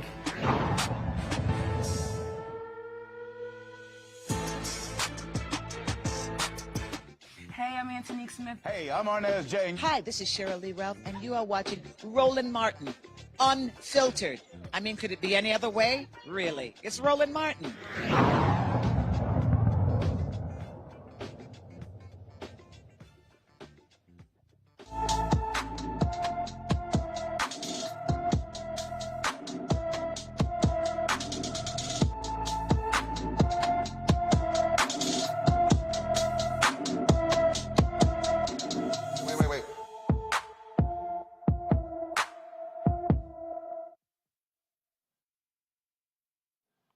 All right, folks, our Black and Missing for the day. Again, we're always, of course, keeping our eye on these critical stories. LaJohn Flowers has not been seen since October 3rd, 2021, from Bloomington, Indiana. He is 5'10" inches tall, weighs 200 pounds, with brown hair and brown eyes. Anyone with information about LaJohn Flowers should call the Monroe County, Indiana Sheriff's Office at 812-349-2781, 812-349-2781. All right, folks, time for Education Matters.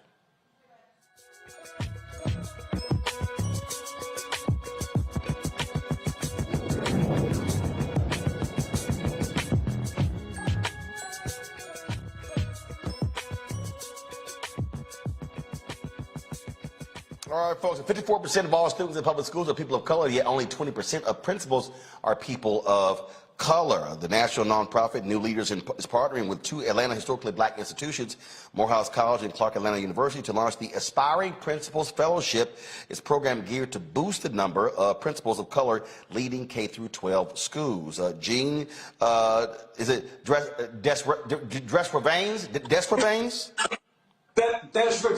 Desravines, the CEO of New Leaders, joins me from New York. So is it Gene or Jean? Gene. All right, Gene, glad to have you here. Here's the thing that I need people to understand when we talk about principals. We also talk about money. The reality is, you look at the salaries of principals, so when black people and others are being kept out of principals' positions, that's also impacting us economically. That is absolutely right, Roland. So on average, a principal makes $25,000 more than a teacher. You multiply that over a 20-year career, you're talking about over $500,000.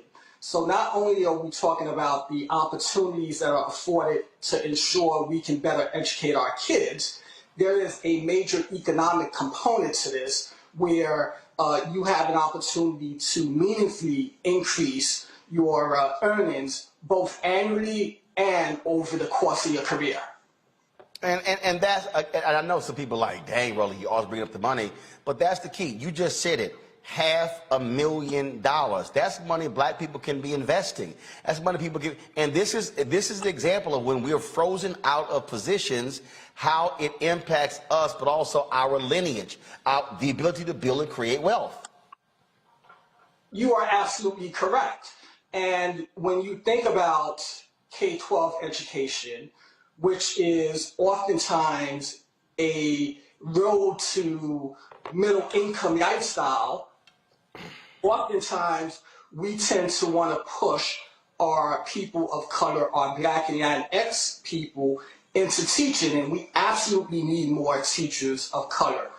What we don't do, we don't spend enough time talking about the importance of moving them into the principalship and into system leadership, which is often much more lucrative in terms of how much they can make. So not only can they help impact the life outcomes of children, but they can be helping to close the wealth gap that exists between whites and blacks, and that is often overlooked when we talk about K-12 public education.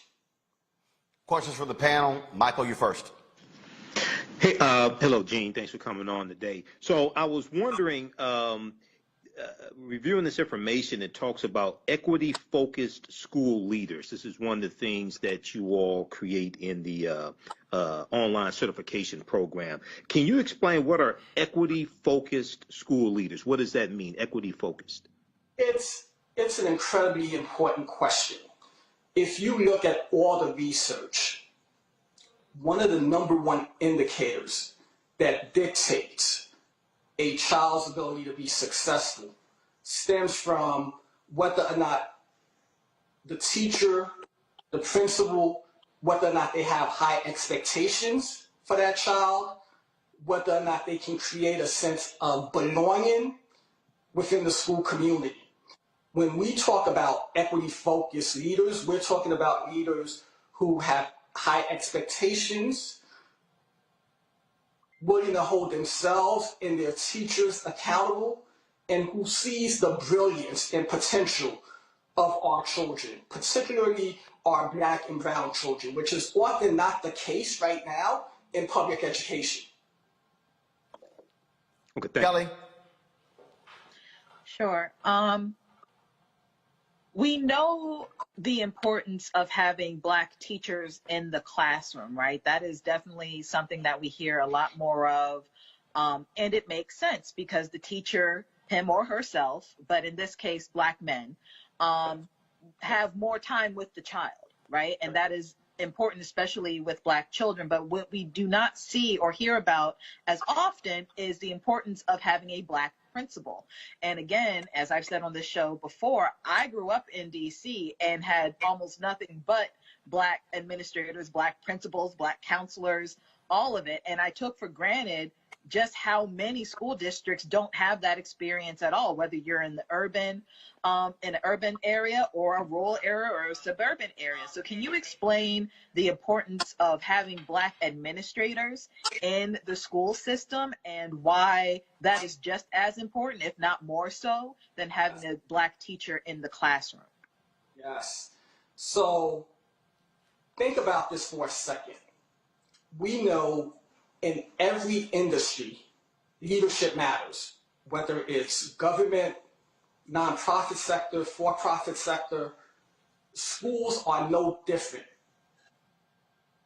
The principal is tasked with creating the culture, setting the vision, hiring the teachers, inspiring the teachers. So if you want to have great teaching at scale, you need to have a great principal. There is not one example of a great school without a great principal. And while you are absolutely right, we spend a tremendous amount of time rightfully focused on teachers. We don't spend nearly enough time focused on ensuring we have a great principal in every school. And we will never have great teaching at scale without ensuring we have great equity-focused Black and brown principals serving our kids. Matt? I have two questions very quickly. So the first is, how does the actual fellowship work in relation to Morehouse and Clark? Is that where the educational programming is done? If I'm a part of the fellowship, that's where I actually do my classes. Is that kind of how it works? And then the second question is, I know that New Leaders does coaching for principals, so I'm interested in what that means. Does that mean you continue supporting them once they actually become principals? Both very good questions. First, in terms of how the program actually works. We're working with two preeminent historically Black colleges in Morehouse and Clark Atlanta, where we've co-designed the curriculum. We've worked in tandem to identify the instructors, and we will be working in partnership to deliver the program. Your second question is so critically important. What often happens is that a principal goes into a school and they're left alone to try to figure it out. To your point, at New Leaders, we provide ongoing coaching. So the vision, once you become part of this fellowship, you will get ongoing coaching and support to ensure that you will set up for success. All right, then. Well, look, it sounds great. How has it gone thus far? How many principals have you placed?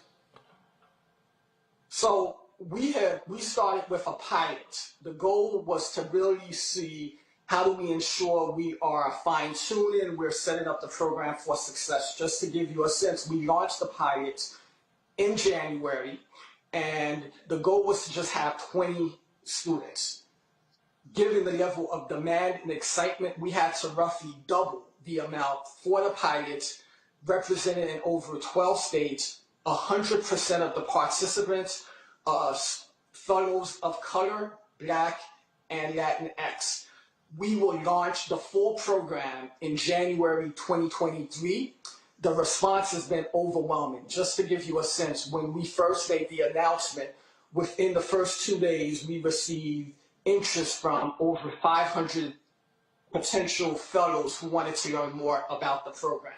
And our goal is to be the largest provider of equity-focused leaders of color in the country. So when we are at scale, we're envisioning serving 500 to 750 leaders a year. All right, then. Well, Gene, look, congratulations. Keep making it happen, because it certainly is vital for our future. Thank you so much for having me, and it's such an important issue. I commend you for continuing to focus on education. All right, then. We surely appreciate it, sir. Thanks a lot. Thank you so much. All right, folks, when we come back, a quick break. Y'all, Crazy Ass White People segment is a trip. Congresswoman Marjorie Taylor Greene, it's amazing when your ass start lying, but then you got to go to court. Ooh, this is about to be good. We'll be back in a moment. I'm Deborah Owens, America's Wealth Coach. And on the next Get Wealthy, you'll meet Jandy Turner, who took her love of sports, expanded her network, and created a thriving business. I settled on developing a golf event planning business, which in and of itself has been very viable for me. One of the things that I've learned from producing hundreds, if not thousands, of golf tournaments is that business gets done on the golf course. All on The Next Get Wealthy, only on Black Star Network. What's up, what's up? I'm Dr. Ricky Dillard, the choir master. Hey, yo, Peace World, what's going on? It's the Love King of R&B, Raheem Devon, and you're watching Roland Martin, Unfiltered. No charcoal grills are allowed. I'm white. I got you, bro. Illegally selling water without a permit on my property. Whoa! Hey! Give us your head. You don't live here. I'm uncomfortable. Oh, man. So a group of voters in Georgia are suing Congresswoman Marjorie Taylor Greene, saying that her involvement in the January 6th insurrection, she should get kicked off the ballot as a result. So it took her to court. Well, today she took the stand. And see, when you are a liar, Matt, it ain't never good to try to lie on the witness stand, especially when they bust your ass with the evidence. So this actually happened today in court. Ms. Greene, you've had your disagreements with Speaker Pelosi, isn't that right? I'm not sure what you mean. You've had political disagreements with her. You don't agree with some of the things she's done in her career, right? Politically speaking, that would be correct. Right. You don't agree with a lot of things she's done, right? Politically speaking, that would be correct. In fact, you think that Speaker Pelosi is a traitor to the country, right? I'm not answering that question. It's speculation. You've said that, haven't you, Ms. Greene, that she's a traitor to the country? No, I haven't said that. Okay. Put up Plaintiff's Exhibit 5, please. Oh, no, wait. Hold on now. I believe by not upholding the securing the border, that violates her oath of office. Fair enough. I'm not interested in her oath of office. I'm interested in that you said that she's a traitor to our country, right? I object, Your Honor. She is not. This is. I don't see the relevance. Oh. So then what happened was they actually played the video where it was like, here it is, this is what she said, and then they also asked her about liking a particular comment on Facebook as it related to whether or not Nancy Pelosi should be shot. Well, check this out. And you're using a CNN article. I'm asking you to answer my question. Did you like a post that said it's quicker, that a bullet to the head would be a quicker way to remove Nancy Pelosi from the role of Speaker? I have had many people manage my social media account over the years. I have no idea who liked that. Okay. Are you testifying under oath it wasn't you? Just want to be clear on that. I am testifying. I have no idea who liked that comment. Fair enough. It could have been you. And you're using a CNN article. I'm asking you to answer my question. Now, what's funny, Michael, all throughout today, it was, I don't remember, I can't recall, all kind of stuff. Here's when the issue of peaceful protest came up. Watch this. And in your tweet, you mentioned earlier that your words, join hashtag March for Trump in D.C. on January 6th to fight for Trump, that you were urging people to come to Washington for a peaceful demonstration, right? Peaceful demonstration, right. Absolutely. That word peaceful is nowhere in this tweet, right? Have a look. That word peaceful is not in this tweet. I can't read it. There's only half of it there. Let's give the representative a paper copy of that one. Just want to make sure I'm not missing. No, I can see it now. It was scrolled up just a second ago. Okay, peaceful's not in there, is it? Well, like. Is the word peaceful in there, Ms. Greene? It does not say peaceful. That's my question. But you're asking me, and I said for peaceful demonstration, just like people have the right to do in their First Amendment. I'm asking You didn't. There's not a secret code in there that it's supposed to be peaceful, right? Well, I never mean anything for violence. I don't support violence of any kind, and I've said it over and over again. So I'm telling you. You just didn't say it on this occasion, did you? I never mean anything for violence. All of my words never, ever mean anything for violence. We'll examine that question. I mean, it was question after question. Matt, this woman is a straight-ass liar. Straight up liar. And in Georgia, you can get up to 10 years for lying on the stand and up to $1,000 fine. So, I mean, she opened herself to perjury charges, which is extraordinary, particularly because the really important context of this testimony is that it comes in light of some of her own citizens challenging her ability to seek office because of her involvement or, I guess, support of the January 6th insurrection. So it seems like this would be the time where if you're facing your challengers, you would realize that the writing's right there. You got the receipts. Go ahead and admit it. But as you see, she's trying to spin, as we know, Republicans like McCarthy did and others have done. I got to play one more, Michael. I got to play one more. Okay. Watch this. Now, you actually talked publicly about the Declaration of Independence calling for the overthrow of tyrannical governments, right? That's something you've discussed publicly. Are you referencing to something I've said somewhere? Well, do you recall talking about that topic? I've talked about the Declaration of Independence, but I don't know what occasion you're referring to. Okay.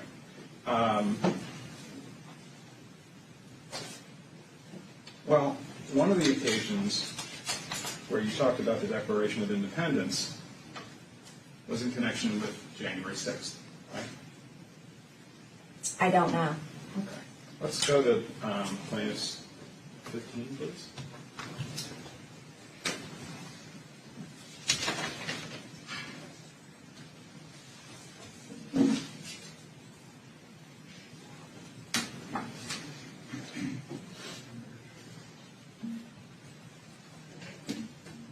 Which one is this one, Mr. Chubb? Plaintiff's 15. P15. P15, yes. Hang on one second.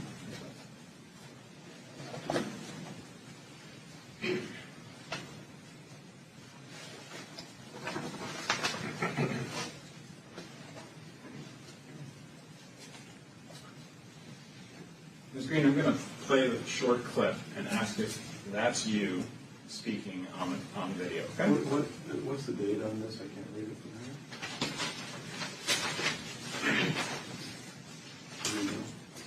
October 26th, 2021. Sorry. October 26th, 2021. October 26th, 2021. Right. If you could play the clip, please. It's a riot at the Capitol. And if you think about what our Declaration of Independence says, it says to overthrow tyrants. That's your statement, right? I don't believe it was finished, but that was me. I don't recall. I don't know what the rest of what I was saying. I recall, I can't remember. I mean, it was just like, busting a lie, busting a lie, busting a lie. I thought it was hilarious, Michael. Today, and Marjorie Taylor Greene makes dumb blondes look like Rhodes Scholars, number one. This is how stupid this is. Two, this is dangerous because she's a sitting member in the House of Representatives. Now, the case is based upon Section 3 of the 14th Amendment to the U.S. Constitution, 1868, which was put in during the Reconstruction era, and it was targeting those members of the Confederacy, and it bars anybody who participates in a rebellion against the country or insurrection from holding elected office, federal office, things like this. So hopefully they're successful with this. Now this has never been tested in court. This is the other thing. Okay, this section of the U.S. Constitution has never been tested in court to keep somebody from holding public office. But if they are successful, there's a lot of these domestic terrorist insurrectionists that they need to go after as well, which is another reason why these Republicans have to be defeated in the 2022 midterm elections and in 2024. Kelly, she also said on the witness stand, I did not talk to anybody at the White House about any of the events on January 6th. Except she posted this.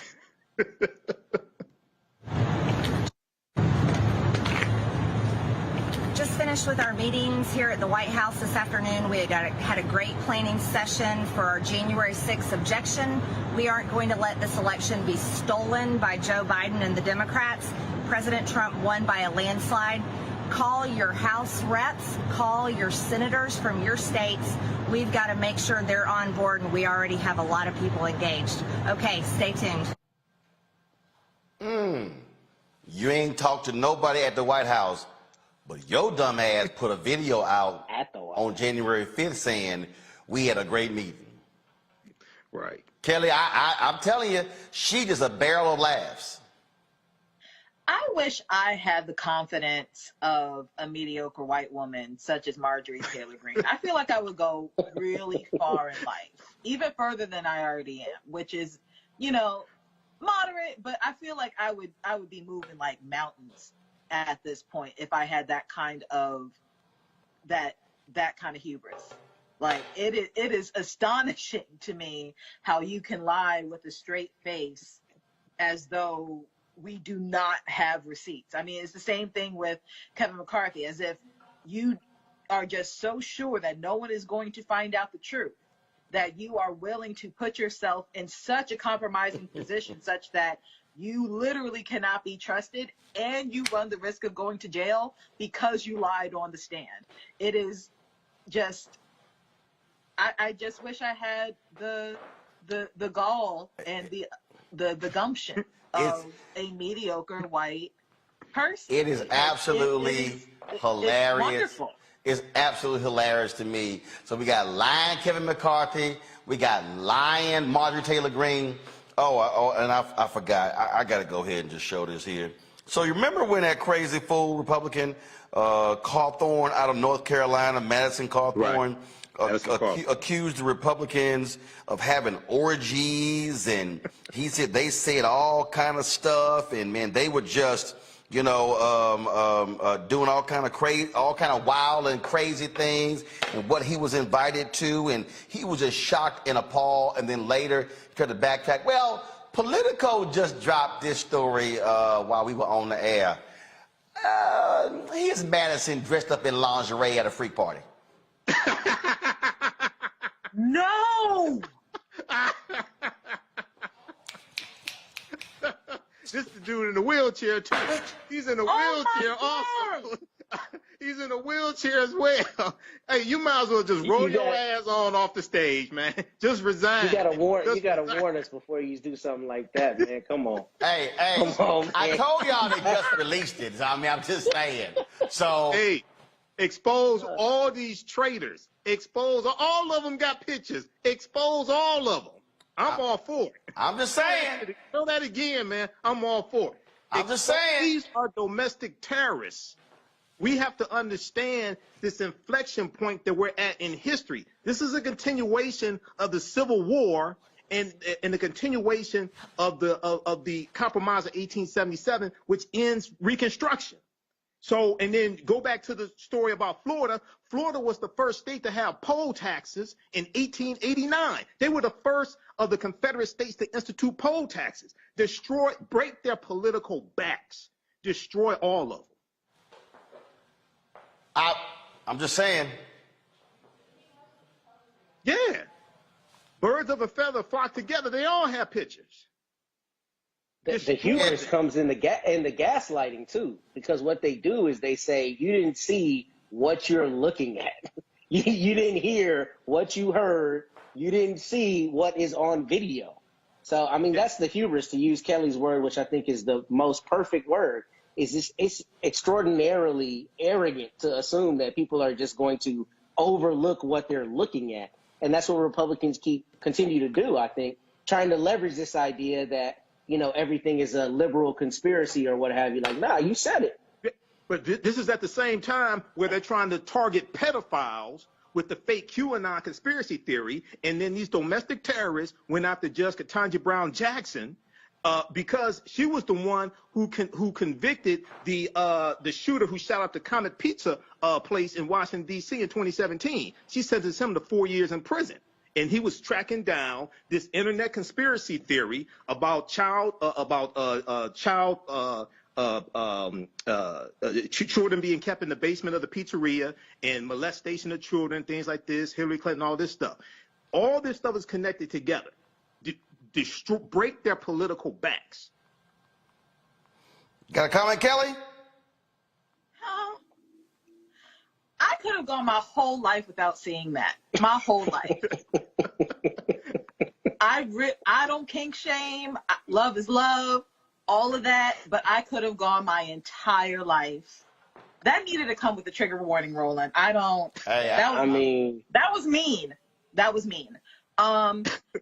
But the hypocrisy of it all is what's getting to me, because we're looking at the legislation in Florida about the don't say gay. We're looking at, Republicans attacking critical race theory that's not even in schools in the first place. We're looking at the Supreme Court that is, gearing itself to strip away the rights of the LGBTQ plus community. And then you have a differently abled man in semi-drag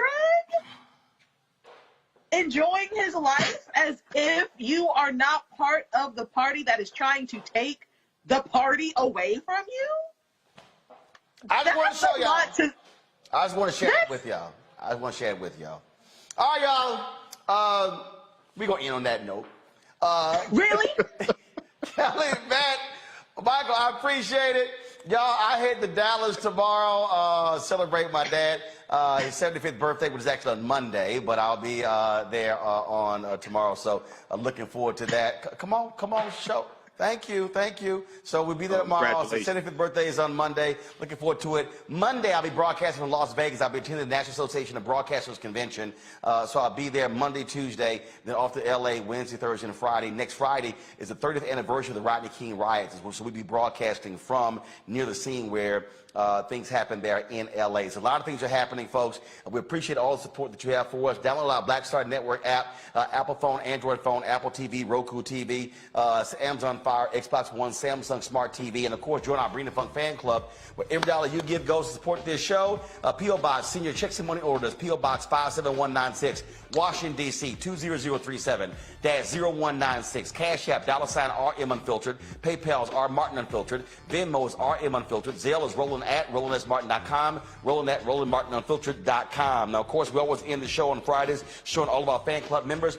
Don't forget the 8th installment of our Ghana 16-19-2019 series is airing right after this show, so you don't want to miss that. You too, while y'all tripping, we should be at 1,000 likes by now. I don't understand, okay? Y'all sitting here for the last 2 hours, messing around, more than 2,000 folks on, and why are we sitting at 783? So look, I ain't getting off till y'all get to 1,000, so let's go. We got 237 to get to. Is 1,600 y'all watching? Hit the damn like button. We should be doing 1,000 likes every single day. Why do I have to ask y'all to hit the like button? That's all I'm saying. Hit the like button. Come on. Let's hit 1,000 before we get off of here. Facebook, you should be hitting the share button as well. Now we're at 873. Let's go. All we need is another 127. So let's go, y'all. I don't need to be asking y'all. So that's right. Hit the like button so we can get on out of here, all right? I got to go pack. Don't make no 900. Come on, 953, 47 more. Let's go. I shouldn't have to be asking y'all. It should just be just natural. You hit the like button as soon as you log on, okay? And in fact, we had more than 2,000 folks watching. We should have 2,000 likes.